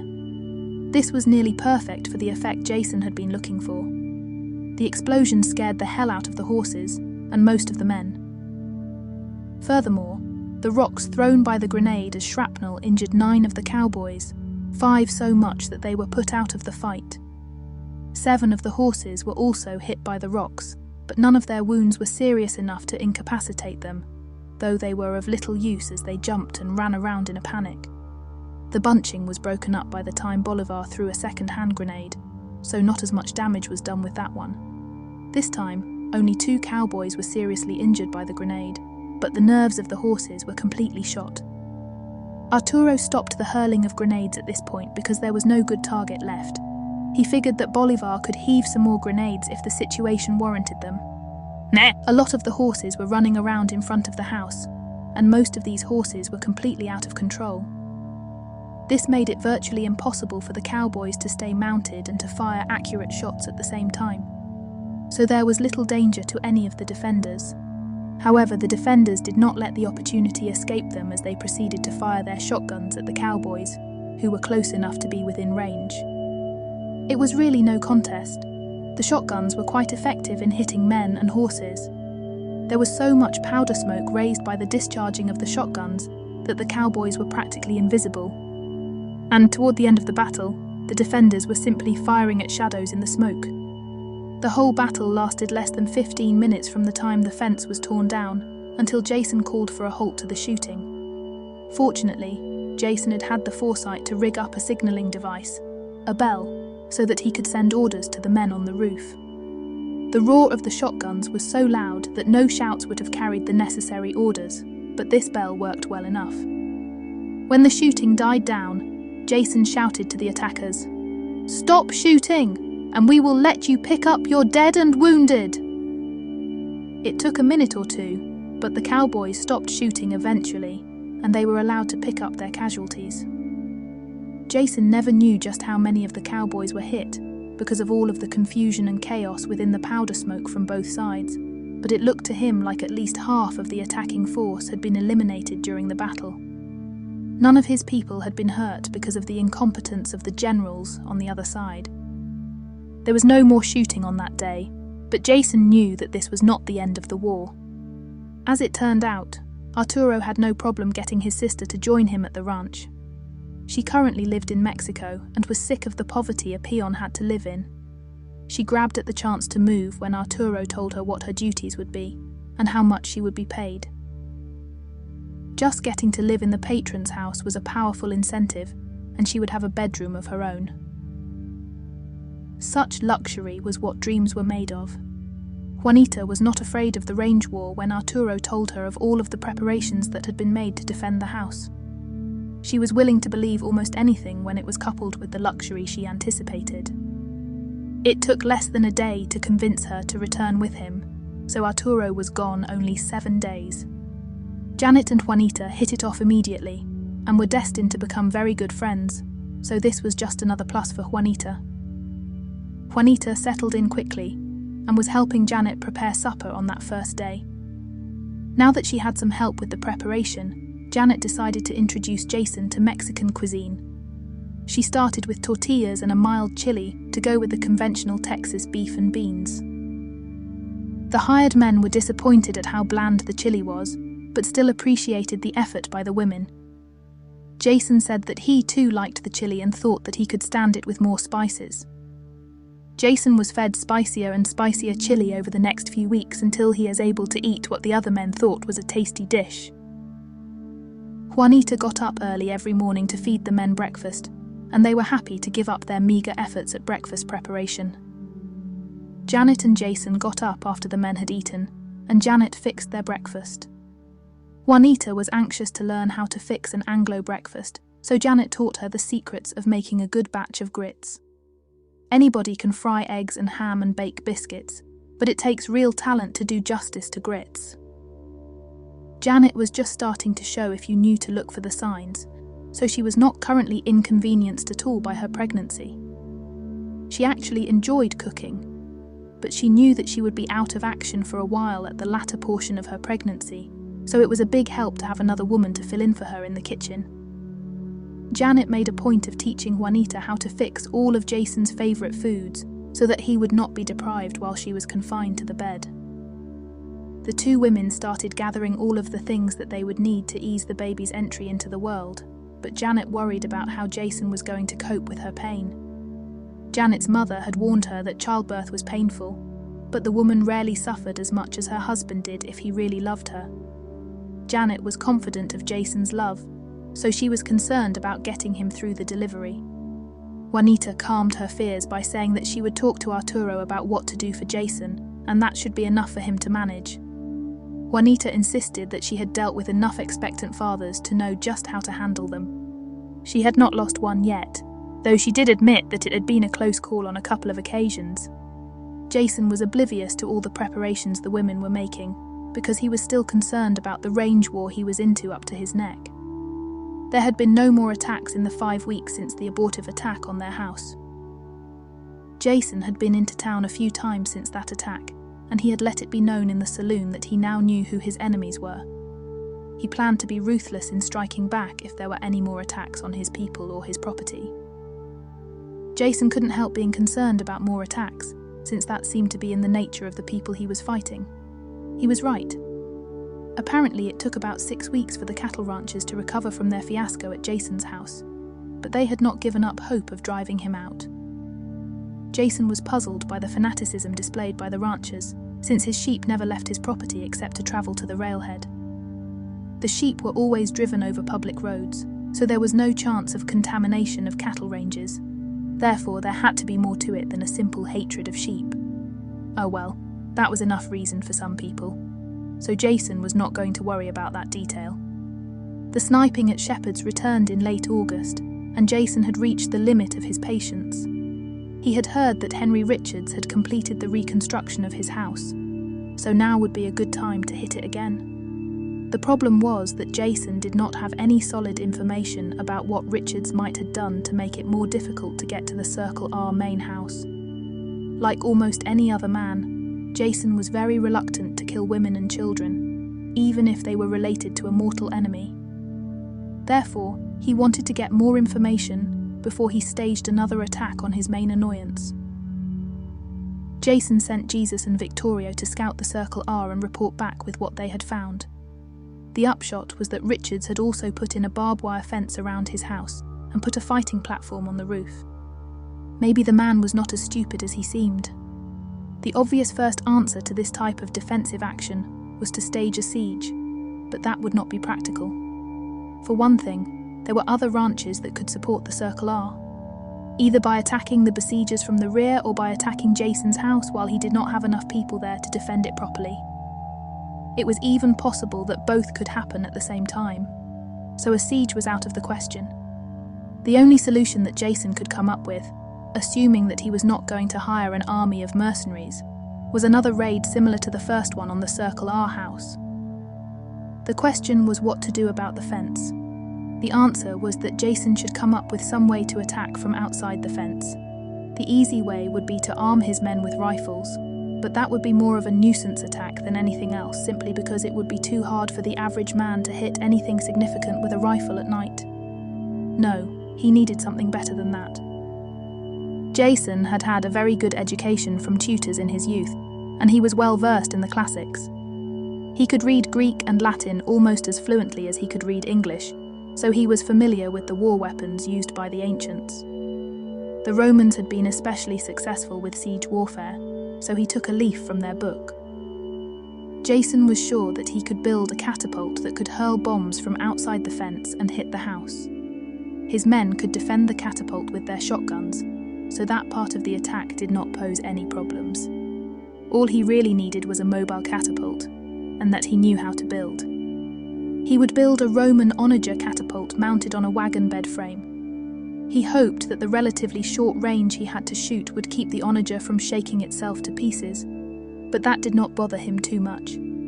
If the weapon could not be brought home, he would keep it out of enemy hands by burning it before they left the site of the attack.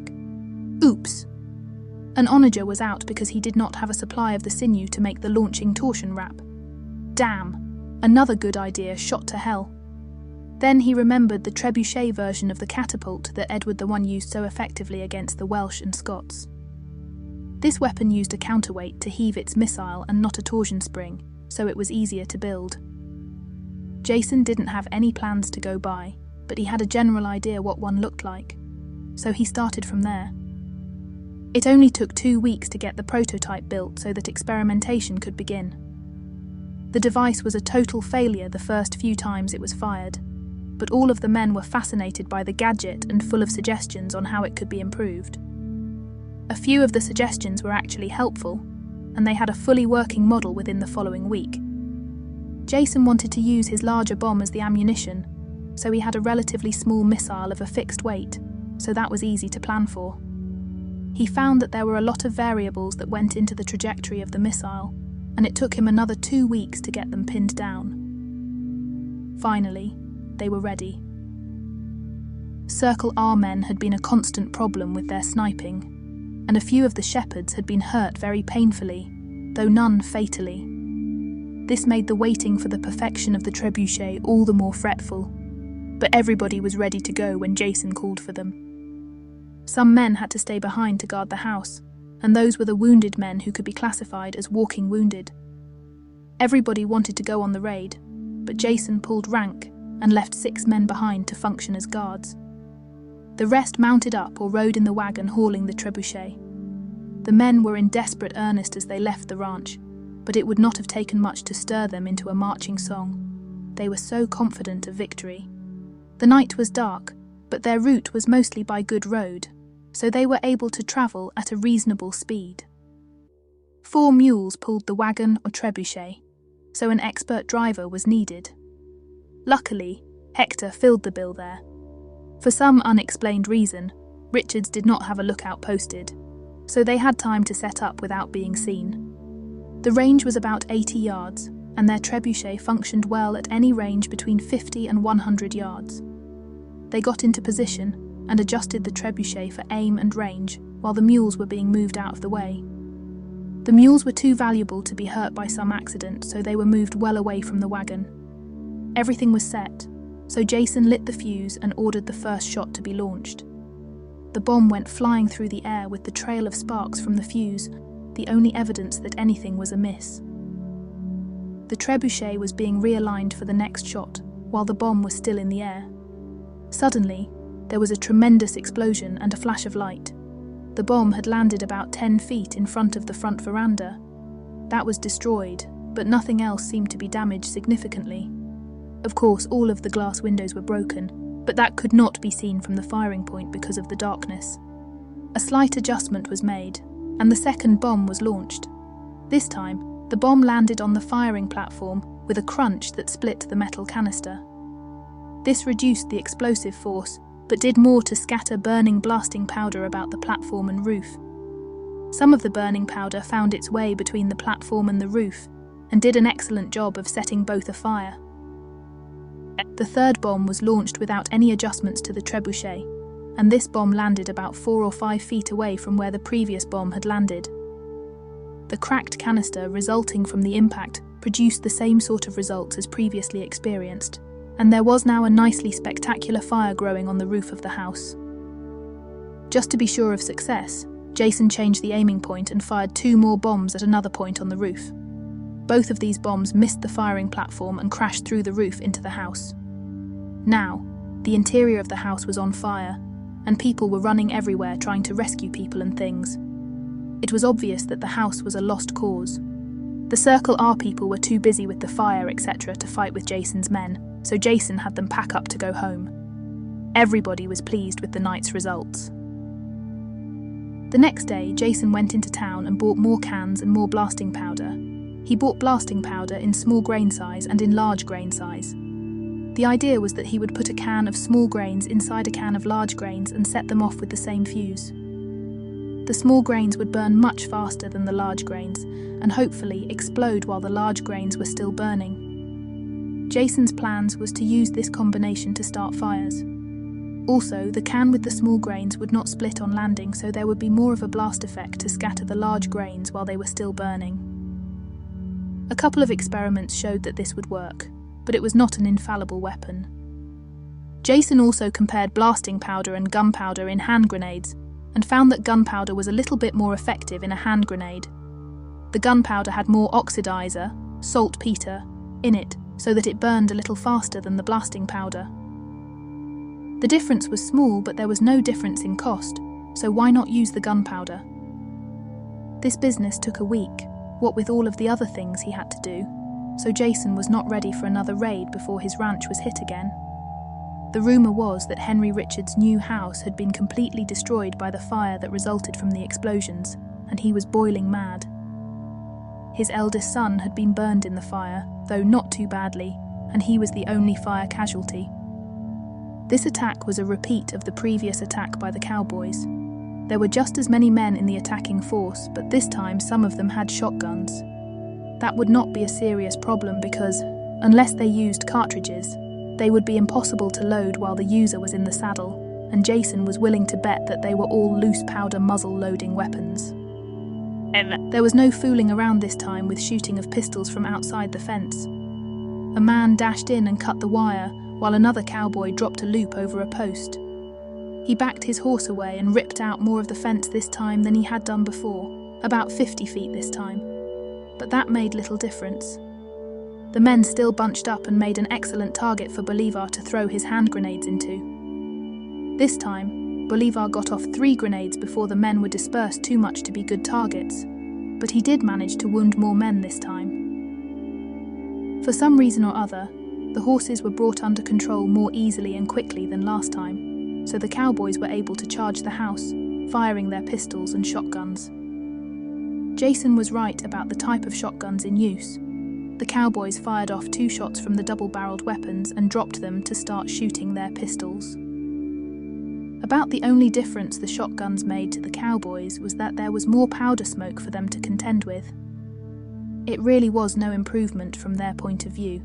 There was a steady blast of shotgun fire from the house and the firing platform, and the men on the firing platform were able to see over a lot of the smoke, so they had better targets than the enemy. This time though, one cowboy did get lucky and put a bullet through the arm of Alberto, one of the relatively new hires. Well, maybe the cowboy was not so lucky after all, because Alberto managed to shoot him in the head, and that was the end of one cowboy. By the time the battle was over, Richards was storming around swearing at his own men because they were not accomplishing more. Yet, he was careful to stay out of range of the shotguns. This particular raid had come in too fast for Jason to get to the roof with his rifle, so he did not have the chance he had hoped for to shoot at Richards and the other ranch owners. Jason was going to have to come up with a solution to that problem. This battle lasted about 25 minutes, and more cowboys were killed and injured than in the first battle. When the battle wound down, Jason let the cowboys collect the dead and wounded, but he did say that it was the last time. Next time, if there was one, Jason's people would keep shooting until there were no live cowboys left to interfere. Then he would personally shoot every wounded, but still living man he could find on his property. This sent a shiver down the spine of every able-bodied cowboy, because they believed him. The same 4 ranches had been involved in this attack, so Jason figured to spread the war to them over the next few weeks.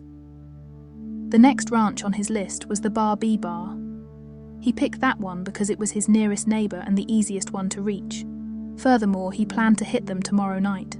The only reason he didn't want to hit them on this night was that they needed to repair some damage done by the attackers, mainly to the outside fencer. The contingent of riders leaving Jason's place was much the same as the one that had hit the Circle R almost a week ago. Arturo had picked the men to go with the raiders and the men to stay as protectors, but Jason let it be known that he had approved the list. That was to keep down the resentment against Arturo from those who had to stay behind. They had a rough idea of what the Bar B Bar ranch house and environs looked like, but Jason had never personally seen it, so it was more of a fishing expedition than had been the attack at the Circle R. There was no fence surrounding the house, but there was a narrow but deep gully that formed the equivalent barrier to attack by horsemen, as did the fences. Therefore, they pulled up to the gully and deployed as they had done for the fence. This time they were spotted before they were fully in position, but the gunfire they received at this point was not anything to worry about. They fired a ranging shot, and by now Jason had gotten to be very good at estimating the settings for the trebuchet. The shot hit the roof of the house and broke through just as the bomb went off. The explosion was under the roof and went off with a powerful explosion, showing that the outer canister had not been damaged by the impact. There was a ceiling under where the bomb exploded, and this was blown in. The falling ceiling let some of the burning blasting powder fall into the living area below, and ignited easily combustible items in that room. The second bomb did the same to another part of the roof. Jason fired a total of 4 of the improved bombs into the house, and his people left it a raging inferno. There was no way any part of that house was going to be saved. The next morning the raiders slept late, but that was the only concession to them as Jason got ready for the next raid, this time against the Rocking J Ranch. A slightly different crew went out that night, but the results were the same. This time, the house they attacked was partially adobe covered with stucco, so they did have a different target. There was a fence they stopped behind, and the range to the house was close to 100 yards, but Jason was confident of reaching it. Maybe not with every shot, but with enough shots to accomplish the purpose. The first shot actually overshot and landed behind the house. Jason made some minor adjustments, and the next landed very close to his aiming point.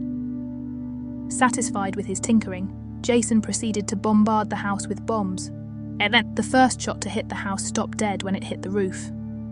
They could not see well in the dark of night, but Jason assumed that it must be a sod roof, probably in the interest of fire resistance. The house was old and had withstood many Indian attacks, and that was probably at least part of the reason. This difference was only a detail as far as the bomb was concerned. When it went off, the bomb blew a hole in the roof much larger than had been achieved with the other two houses, but there did not seem to be much sign of a fire. The next bomb was aimed at the same place, and it went through the hole made by the previous bomb. This bomb made it almost all of the way to the floor of the room where it exploded. By exploding in air, there was nothing to disturb the random pattern of burning pieces of blasting powder being thrown around. The floor was wood and there was no ceiling. The exterior wall was adobe, but the interior walls were all of wood. The furniture in the room added to the list of combustible items, and everything started to burn at once. The room was in flames in only seconds after the explosion, and it was well that there were no people in the room at that time. The only casualty was a mouse that would never bother anyone again. Out of curiosity, Jason dropped a third bomb with the same settings of the trebuchet, and this one landed in the same room. This time, the explosion blew out the remaining interior walls and spread the fire throughout the house. It also caused the front wall of the house to collapse into a pile of fractured adobe bricks. The roof collapsed for the full length of the house when this happened, and some people were very lucky to escape alive. The condition of the house visible from the firing location made it patently obvious that no more bombs were necessary.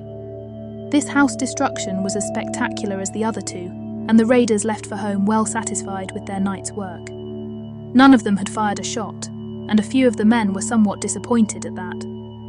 The next day, about noon, a horseman came frantically riding up to the front door of Jason's ranch house. He was waving a white flag and looking very nervous about the whole thing. He asked to speak to Jason, so Jason went to the veranda with two men carrying shotguns as bodyguards. The man said, "I'm here from the Lazy W Ranch with important words for Mr. Jason Boyd." "I'm Jason Boyd.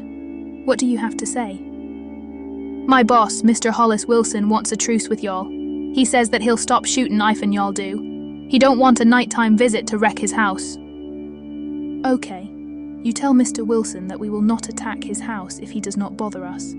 But if he does cause us any more trouble, we will destroy his house and all of his outbuildings. Not only that, we will kill every man, woman and child that we find at his ranch. Do you have all that?" "Yes, sir, I do. I'll tell Mr. Wilson exactly what you said. I sure hopes he listens to you. All of us is right shook up over this whole thing. We never expected it to go this far. Goodbye, sir, and you'll have a good day." With that, the man rode off. Once he was out of sight, Jason broke down in laughter. His two bodyguards looked at him somewhat fearfully, and Janet came through the door to ask, "Jason, did you mean what you said about killing every man, woman and child at the Lazy W?" "No, dear one. I did not really mean that. I only said it to make sure that I drove my point home. It was easy to see that the messenger was scared to death, and I wanted to make sure that he did not forget any of my message to Wilson. I was laughing because of the way I had frightened him. I truly believe that I have made my point." That was when Janet and the bodyguard started laughing. One said, "Oh, Patron, you had me scared too," and the other bodyguard nodded his agreement. "Don't worry, men. I'm not that bloodthirsty, but I don't mind if my enemies think that I am." This produced another round of laughter from Janet and the bodyguards. All four went back inside, and Janet poured a cup of coffee for all four of them. This was one of the reasons that Janet was so loved by the Mexicans. She always treated everyone with courtesy, no matter what his station in life. The next day, Jason rode into town to pick up their mail and to hear the latest in gossip.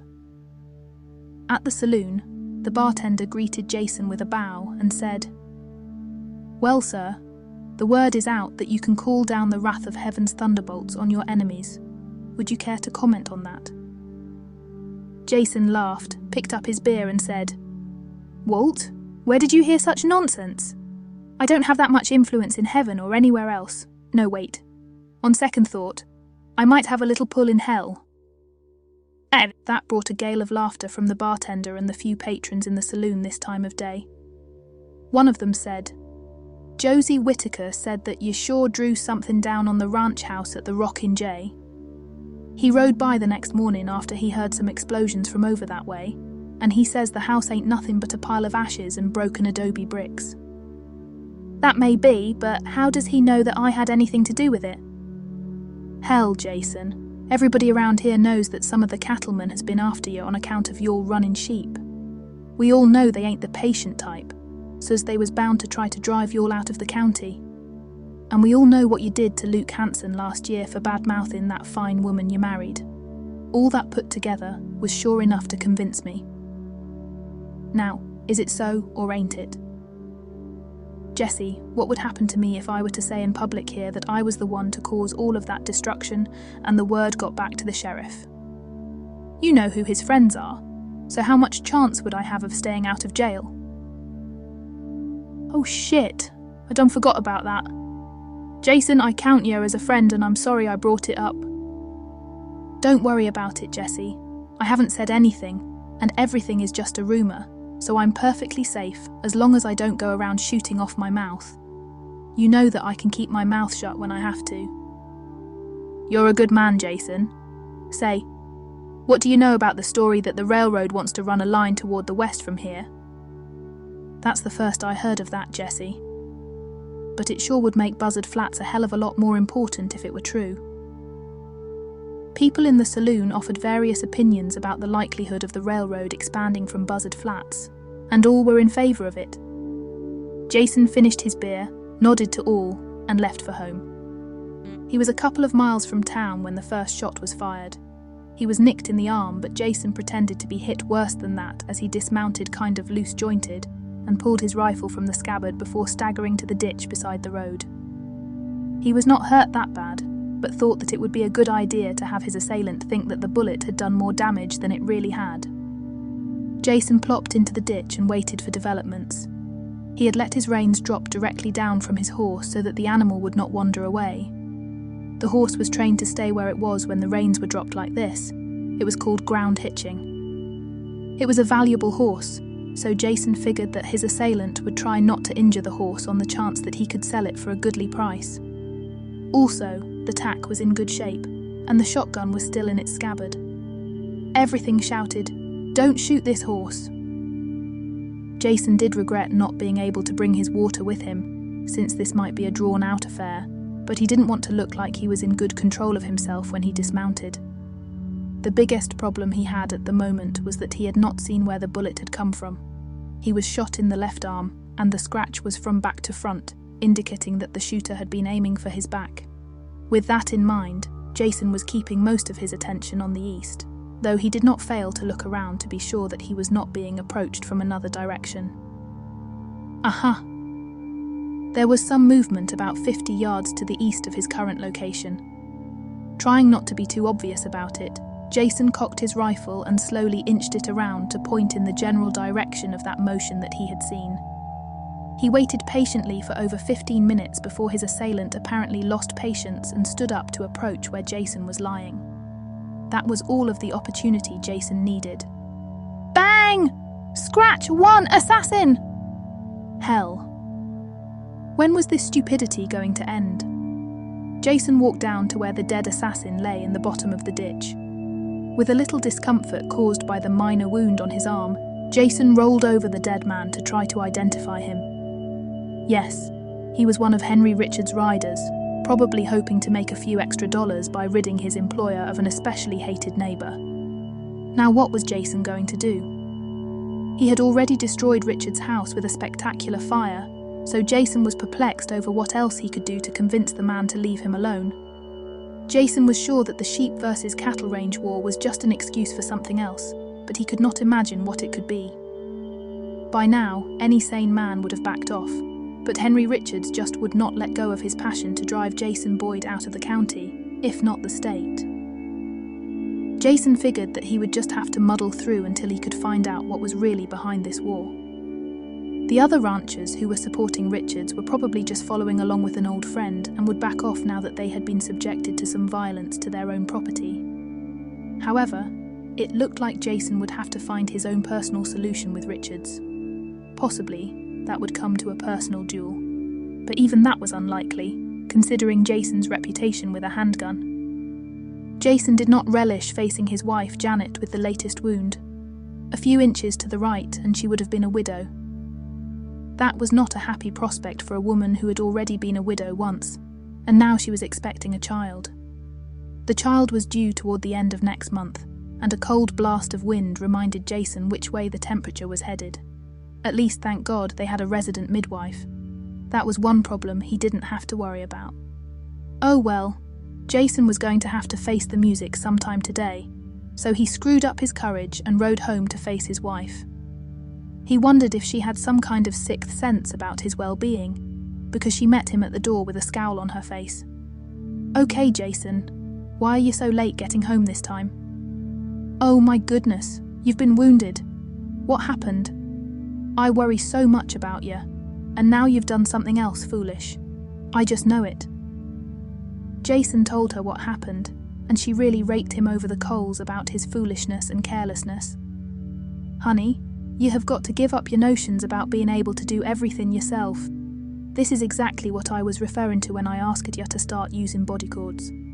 Even you had a man reading 100 yards ahead of you and another one reading 100 yards behind you, this sort of thing might not happen." "I hear what you say, honey, but I'd feel less a man if I had to have a lot of protection around me. I can take care of myself. I don't need a lot of bodyguards." "Yeah, I can see that. You've already been nearly killed by a shot to the head what laid you up for weeks, and now you was nearly shot in the back. In both cases, except for the grace of God, you would be lying in the road and dead to me and your new child, what's going to be born right soon. Wake up and grow up. There ain't no shame in doing what it takes to stay alive, especially when you're about to become a father." "Oh hell, honey. I know you are right, but I just don't want to look to my friends like I'm scared of my own shadow." "Ifen, they really is your friends. They'll congratulate you on finally getting a little bit of common sense. I swear, Jason, I don't know what I'd do ifen you was killed." With that plea, Janet started to cry. That crying was what it finally took to break Jason's resistance to her good advice. Okay, honey, I'll do it. I'll make sure to have at least 2 bodyguards with me whenever I leave the vicinity of the house.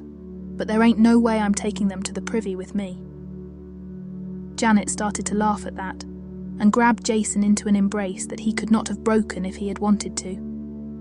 They truly loved each other, and tried to take as much care of each other as was humanly possible. Jason wiped Janet's tears for her and kissed her with all of the passion that he could muster. That resulted in her dragging him to their bedroom, where they spent nearly 2 hours working around her swollen belly.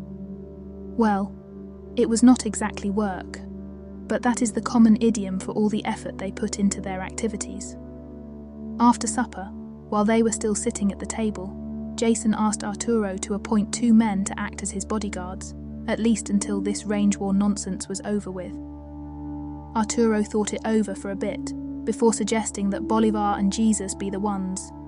Both were very good shots with a shotgun or a rifle, and adequate with a pistol. Furthermore, Bolivar was about as expert as a man could be with the hand grenade. Jason accepted both candidates, and Janet looked very pleased. The next morning, Jesus and Bolivar were waiting for Jason when he showed up at the barn.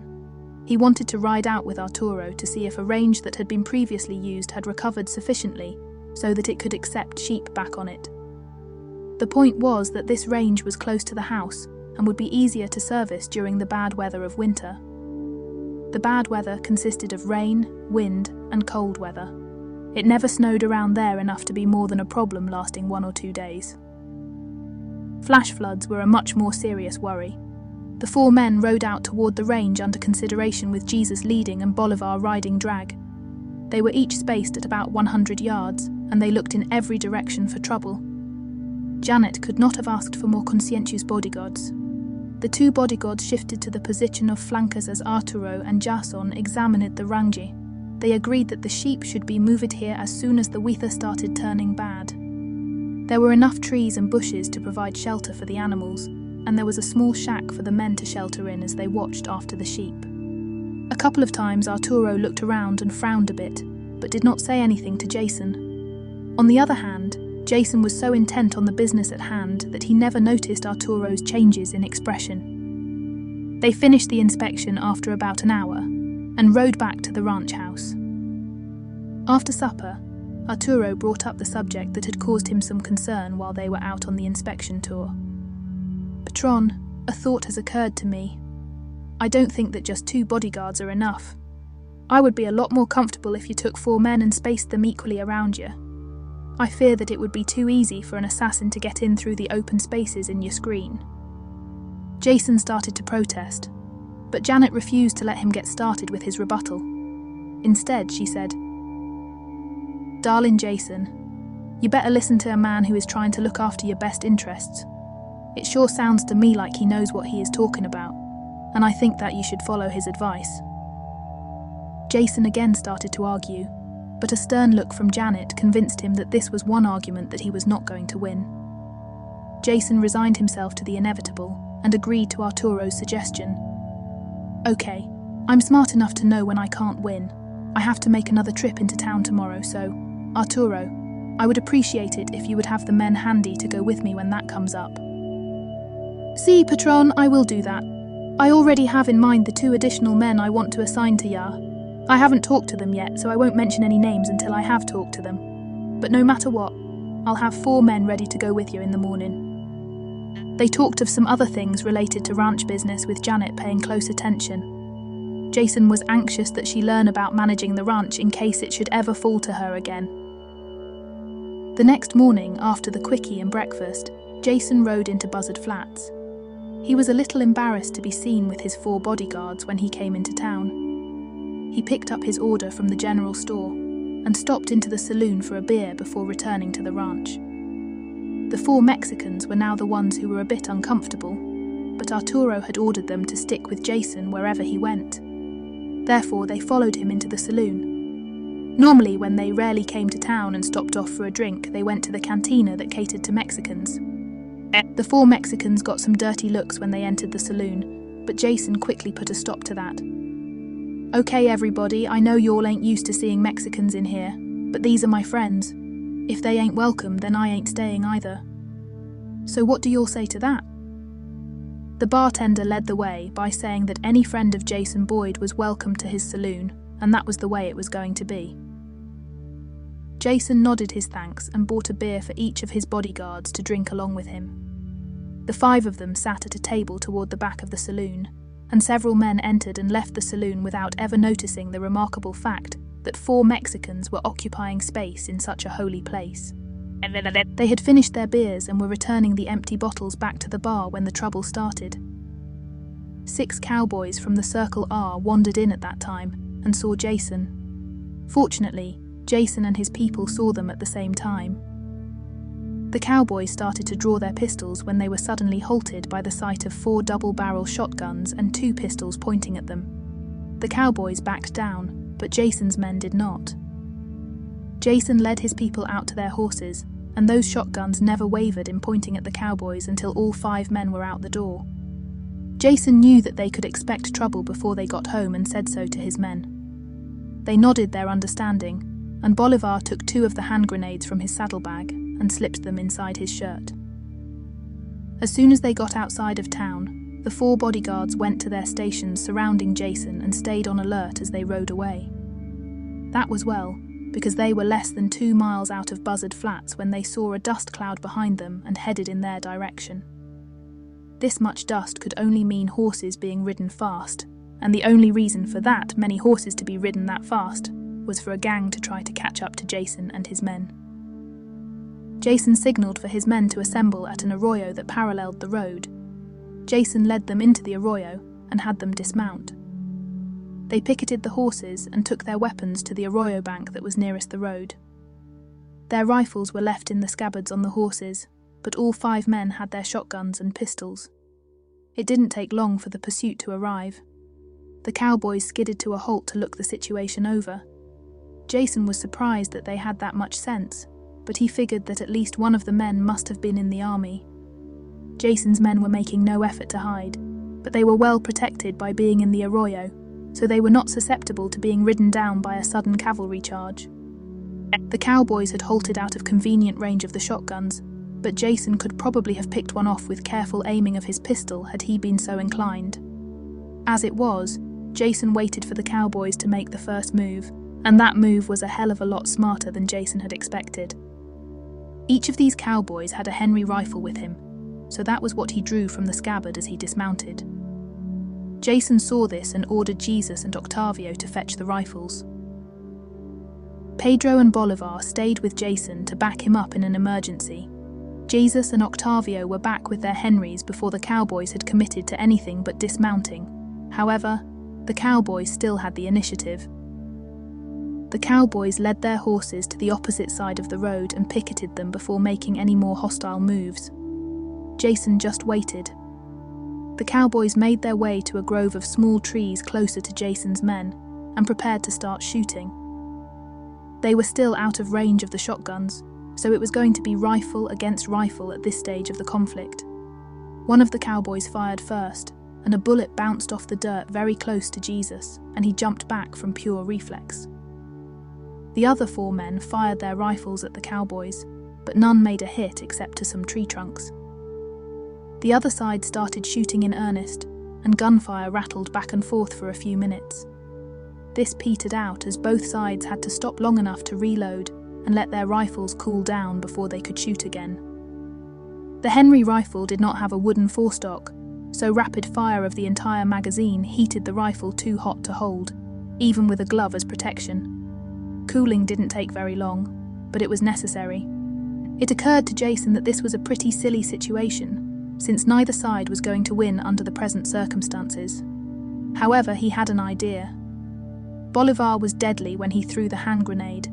He never missed his mark. This looked like a good place to use Bolivar's skill, so Jason moved over to talk to him. Only moments later, Bolivar was holding one of the grenades in his hand, ready to throw it after Jason lit the fuse. On signal, Bolivar lobbed the hand grenade into the trees where the cowboys were sheltering. It was difficult for Bolivar to target a group of cowboys because of the way they had scattered themselves out among the trees. However, the arrival of the hand grenade was a monumental surprise. The explosion was loud enough to scare the shit out of anybody close by, and the concussion plus the flying shrapnel was enough to unnerve the whole group. Even the cowboys out of actual danger from the first grenade quailed at its effect. Almost every one of them jumped so much that he was exposed to the shooting from Jason's side. None were killed by the bullets, but 2 were wounded. 1 cowboy was killed by the hand grenade, and 1 was wounded. Somehow, this was enough to discourage the cowboys from whatever nefarious plan they had in mind. They threw their dead on their horses and helped the wounded to mount. Then, the entire gang rode away in the direction of the Circle R ranch. Jason ordered his men not to shoot. His reason was, he wanted word to get to Henry Richards about how dangerous it was to attack Jason and his men. They mounted and rode the rest of the way to Jason's ranch, and Jason thanked the men for their work. He dismissed them as he was not planning another trip that day. They had returned home in time for a late lunch. Janet pulled Jason to the bedroom for an afternoon romp. She was afraid that it might be her last chance before the baby came. Janet was right. Her water broke late that afternoon. Arturo and the men kept Jason occupied while Juanita took care of Janet. The baby was born about 10:01 a.m. the next morning. By this time, Jason was a nervous wreck, despite everything that his friends could do for him. The baby was a boy who was named Jason Frederick Boyd after Jason and after Janet's father. Juanita pronounced him to be healthy and with all of the necessary appendages. She had him cleaned up and wrapped in a blanket before she would let Jason in to see his wife and new son. Janet was very tired, of course, but Jason marveled at how beautiful she looked as she held their son and smiled at him. If asked, Jason would not have been able to express his joy and appreciation for what Janet had done for them. Yes, it was wonderful to be a new father. Well, being a new father was great, but Jason still had that present for his wife that he had made the trip into Buzzard Flats to get a few days before. Luckily, it had arrived before the baby did. He went to the hiding place he had saved for the surprise gift and brought it out to show to Janet. She was thrilled when he fastened the necklace around her neck and kissed her passionately before kissing their son. She seemed to glow with the joy she felt from receiving the gift. Janet believed with all of her being that Jason loved her beyond all else. She could have not been happier, even though she was exhausted from the birth of their son. Now that Jason had been able to greet his son and thank his wife, Juanita chased him out of the bedroom so that Janet could get some rest. Jason went back to relay the news of his son to the men who had tried to keep him calm. Congratulations rolled around the ranch as Jason handed out the celebratory cigars. Every man lit up, even those who normally didn't smoke. Jason was so excited and elated that he was practically doing handsprings, but he finally simmered down enough that he was able to eat a light lunch that Juanita fixed for him and the men. After lunch, Jason spent some time with Janet and the baby, but it was mostly spent in quiet companionship as the baby slept, and Janet drifted in and out of sleep, herself. By the time for supper, Janet was ready for a little food and Jason was ravenously hungry.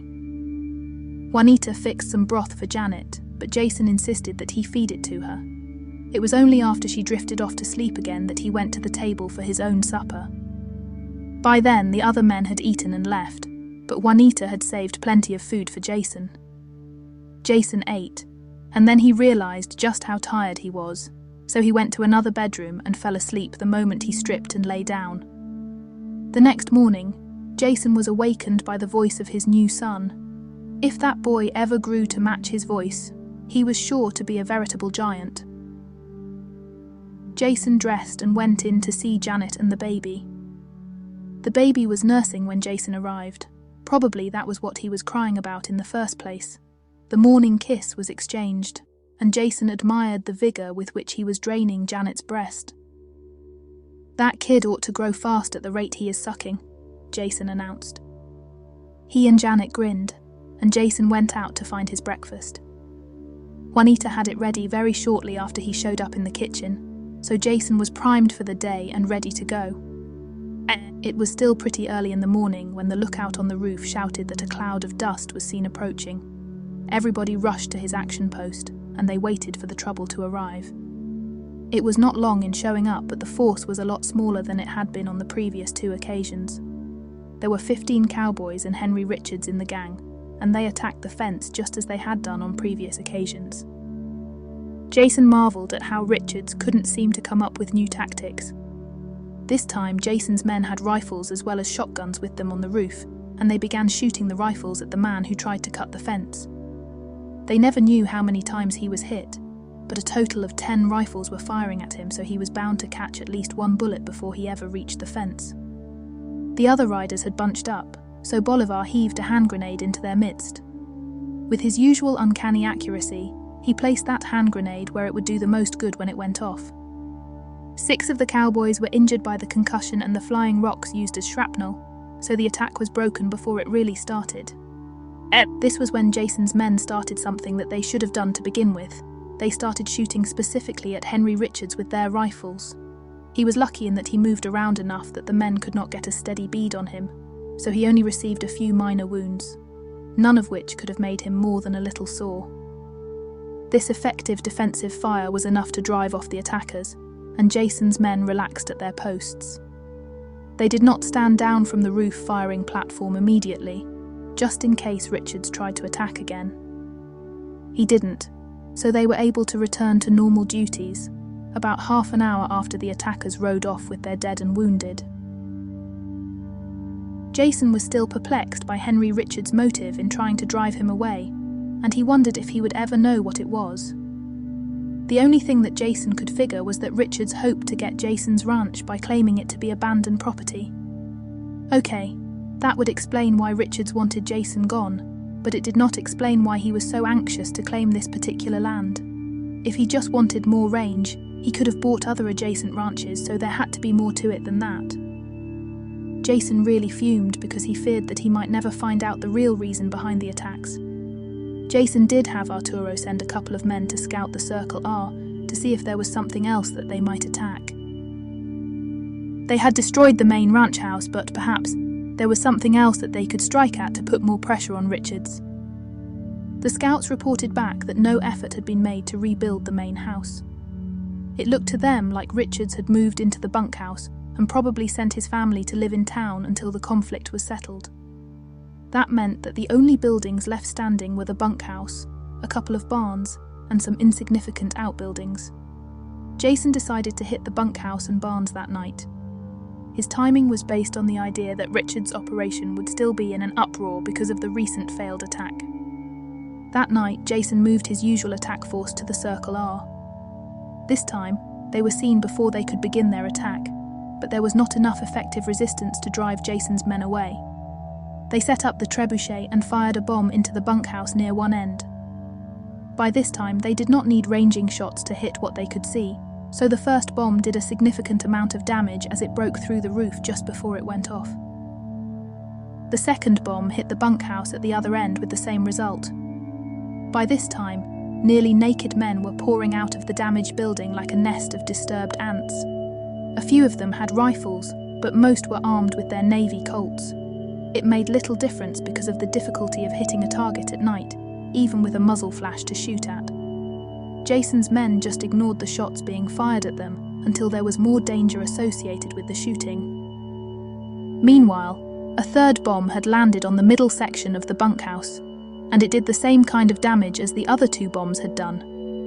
The ultimate result was a linear pile of broken wood that was burning merrily and fully illuminating the men of the other side of the fight. Jason now switched his trebuchet aim to the larger of the two barns. Only 2 bombs were enough to set this building ablaze, and the men were suddenly preoccupied with trying to rescue their horses from the burning barn. Only 1 bomb was needed to set the other barn on fire.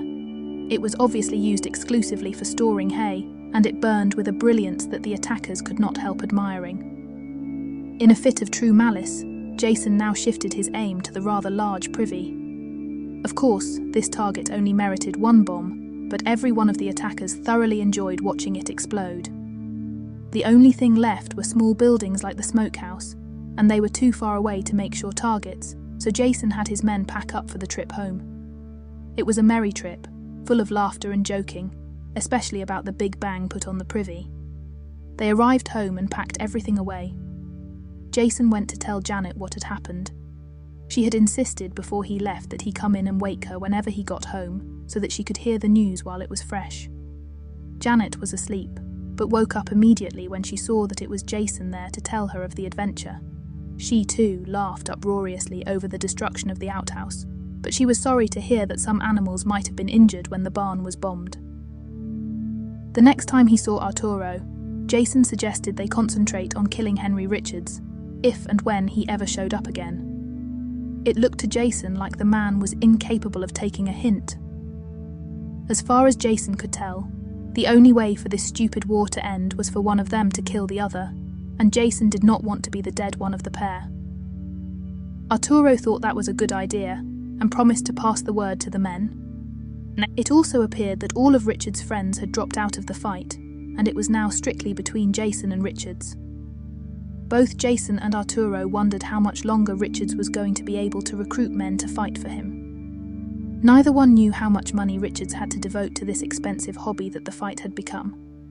But gunfighters did not come cheap, and most regular cowboys were not interested in sustained fights where they could wind up dead. Not much later, Jason had to make another trip into town. He took his 4 bodyguards with him. He would never have heard the end of it from Janet if he had ducked out on that. Jason's shopping list was long enough that he took a wagon driven by Hector, along to carry everything. Among the things he needed were more cans, fuse, and blasting powder. He had not expected to need so much when he had first started making bombs. While he was about it, he bought some more gunpowder for the hand grenades.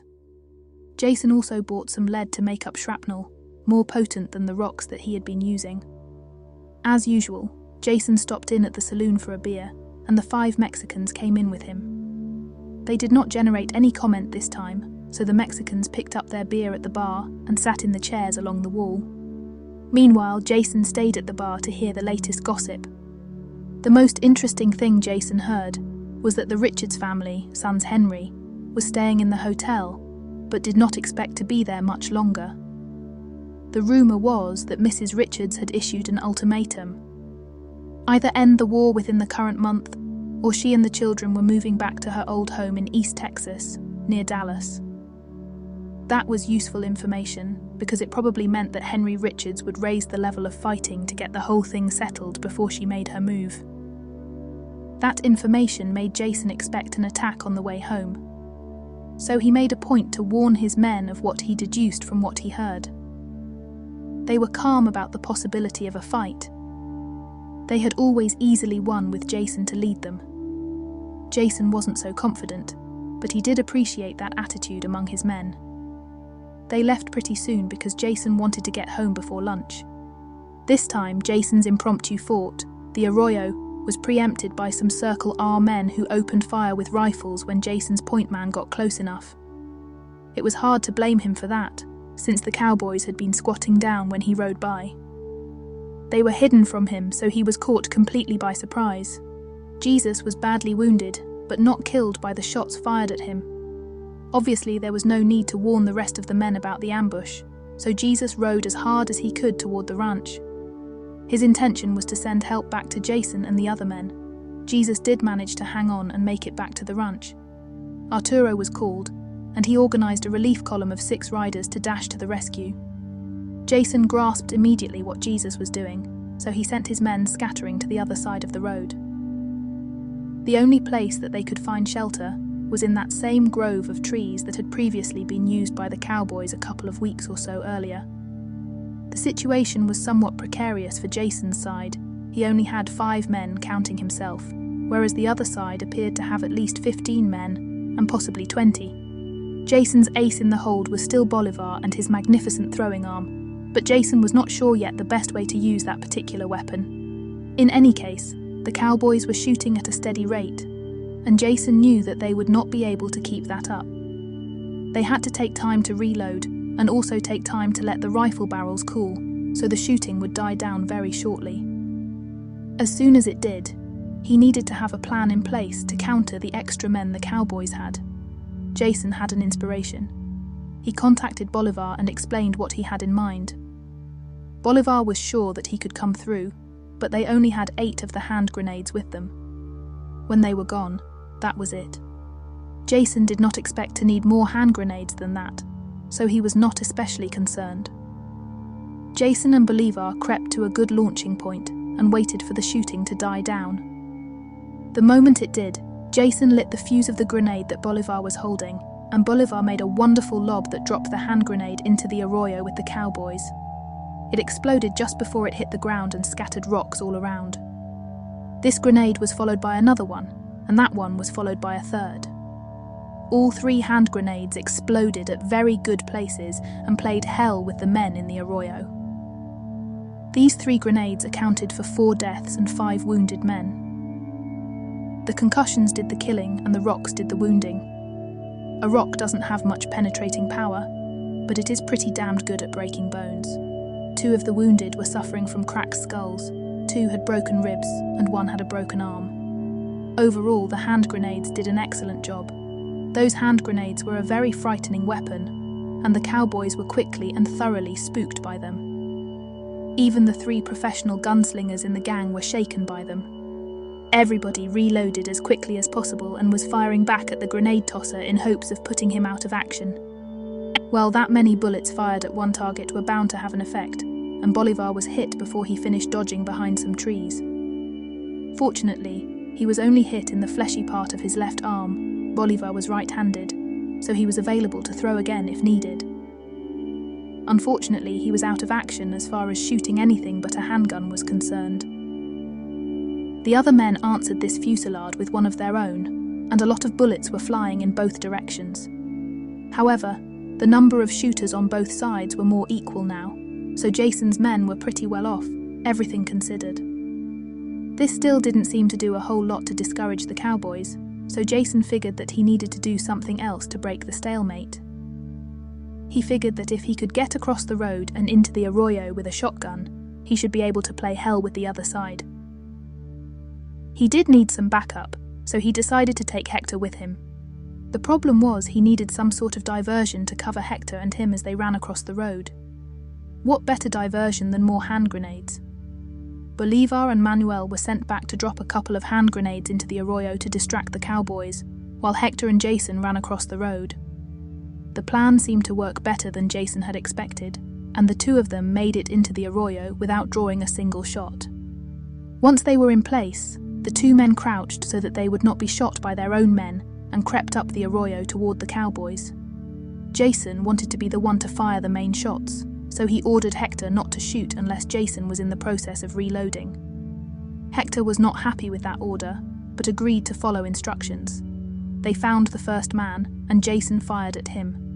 They were so close that there was very little spread with the shot, and every one of them hit the cowboy somewhere on his body. There was no question that he was dead, so Jason pressed forward after reloading the spent shell. The next man they found seemed to be waiting for them, but he was trying to defend himself with his rifle. He did get off the first shot, but he missed in his panic. Jason fired one barrel again, and there was one less enemy blocking the way. Apparently, the remaining men in the arroyo knew that they were in trouble, so they ran up the arroyo to escape. They got far enough away and ran to their horses. They were quickly out of range of the shotguns, so Jason held his fire. The cowboys had just broken out of the clump of trees, where their horses had been hidden when the reinforcements arrived. The cowboys did not survive the encounter.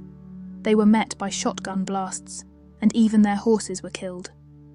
That attack was the last for a while, and Jason began to wonder if Henry Richards had given up on the range war. The Boyd Ranch settled down into a quiet near Utopia, just as any ranch might when it was the middle of summer and things were going well. Things were so quiet, in fact, that Janet decided that she wanted to go into town. She had been isolated from the community for so long that she was going crazy. It looked safe enough, so Jason agreed as long as Juanita stayed back at the ranch to care for little Jason. Juanita was willing, so an expedition was made up to trek the few miles to Buzzard Flats. This time, besides Janet and Jason, there were 8 bodyguards plus Hector to drive the wagon. Everybody was sure that Janet was going on a shopping spree once she got to town, so Jason was going prepared for the worst. Their time in town was spent mostly in one of the 2 general stores where Janet seemed to purchase at least one of everything in both stores. It was a good thing that Jason's credit was good because it did not take long for him to run out of cash. Buzzard Flats had grown large enough to support a hotel and a restaurant, mostly because of the traffic generated by the railroad. There was even a second saloon under construction down near the railroad station. This was only 2 blocks from the original saloon, but it was the principle of the thing. The hotel even had a tea room for ladies, so Janet went with a friend she had not seen for months to the tea room to visit with her. Finally, Jason was free to enter his favourite saloon for a beer and some quiet gossip. Jason was just getting comfortable with his beer and his gossip when he was introduced to the superintendent of this section of the railroad. Suddenly, everything dropped into place. This was when Jason found out that the railroad wanted to run its westbound branch through his property, and they were willing to pay a veritable fortune for the right-of-way. No wonder Henry Richards wanted the property. The saloon was a bit too public to discuss such serious business, so Jason invited the superintendent to send his people to the ranch to discuss the details. Of course, Superintendent Watson was invited too. The meeting was tentatively scheduled for 2 days, hence. Jason didn't want to appear too eager, but he was fairly busting to tell the news to Janet. After an hour of general conversation and whatnot, Jason left to collect Janet for the return to their ranch. He was able to contain himself until they were out of town, but that was as long as he could wait. Naturally, Janet was just as excited as Jason was, and the men were all happy for their employer's good fortune. The little trip was going fine for a while, but Henry Richards had a way of messing up any happiness that was going on around him. They had almost reached their home when a gang of 8 professional gunslingers led by Richards blocked their way. Richards rode up pretty close to the wagon where Jason and Janet were sitting and said, "Well, Boyd, I understand that ye have been approached by the railroad about your land. You've been a thorn in my side too long to let you enjoy any profit from the railroad, so I'm here to end it now." The bodyguards all reacted by pointing their shotguns at Richards or his accompanying gunslingers. Richards said, "No, no. I aim to take care of this galoot all by myself. You'll stay out of it." That was all the invitation Jason needed to shove Janet off the seat, to give her some protection from flying bullets. But Janet was having none of that nonsense. The moment her ass hit the wagon bed, she jerked up the shotgun lying there and fired at Henry Richards. Her first shot took his head completely off as it was smashed into mush, and her second shot blew a large hole in his chest as it knocked him out of the saddle. Without waiting for orders, Jason's bodyguard fired their shotguns at the gunslingers, hitting them all and killing most of them. The rest were wounded badly enough that they were going to die within the hour. To ease their suffering, Jesus and Manuel slit the throat of any man who was still living. Jason had not fired a shot, but he was holding a pistol in each hand as he sat on the seat. He was stunned at how quickly his people had reacted to the threat. Even his soldiers during the war had not reacted that fast. Jason was grateful for the quick action, but he could not help marveling at it anyway. The strangest quirk of fate was that not a single horse was seriously injured by the flying lead.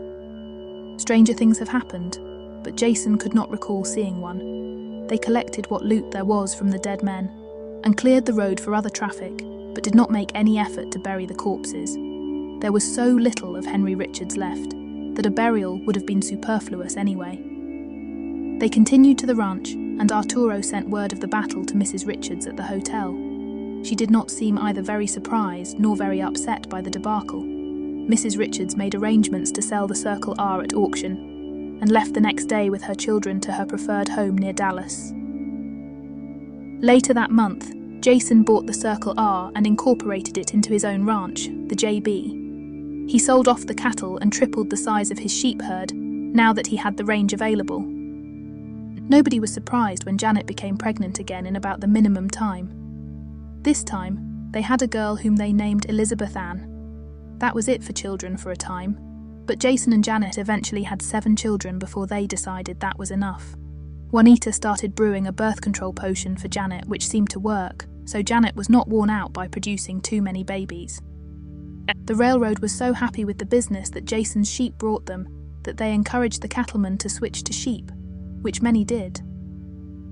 With the money from the sale of land to the railroad to use as seed money, Jason and Arturo turned the JB Ranch into one of the most profitable operations in Texas at that time.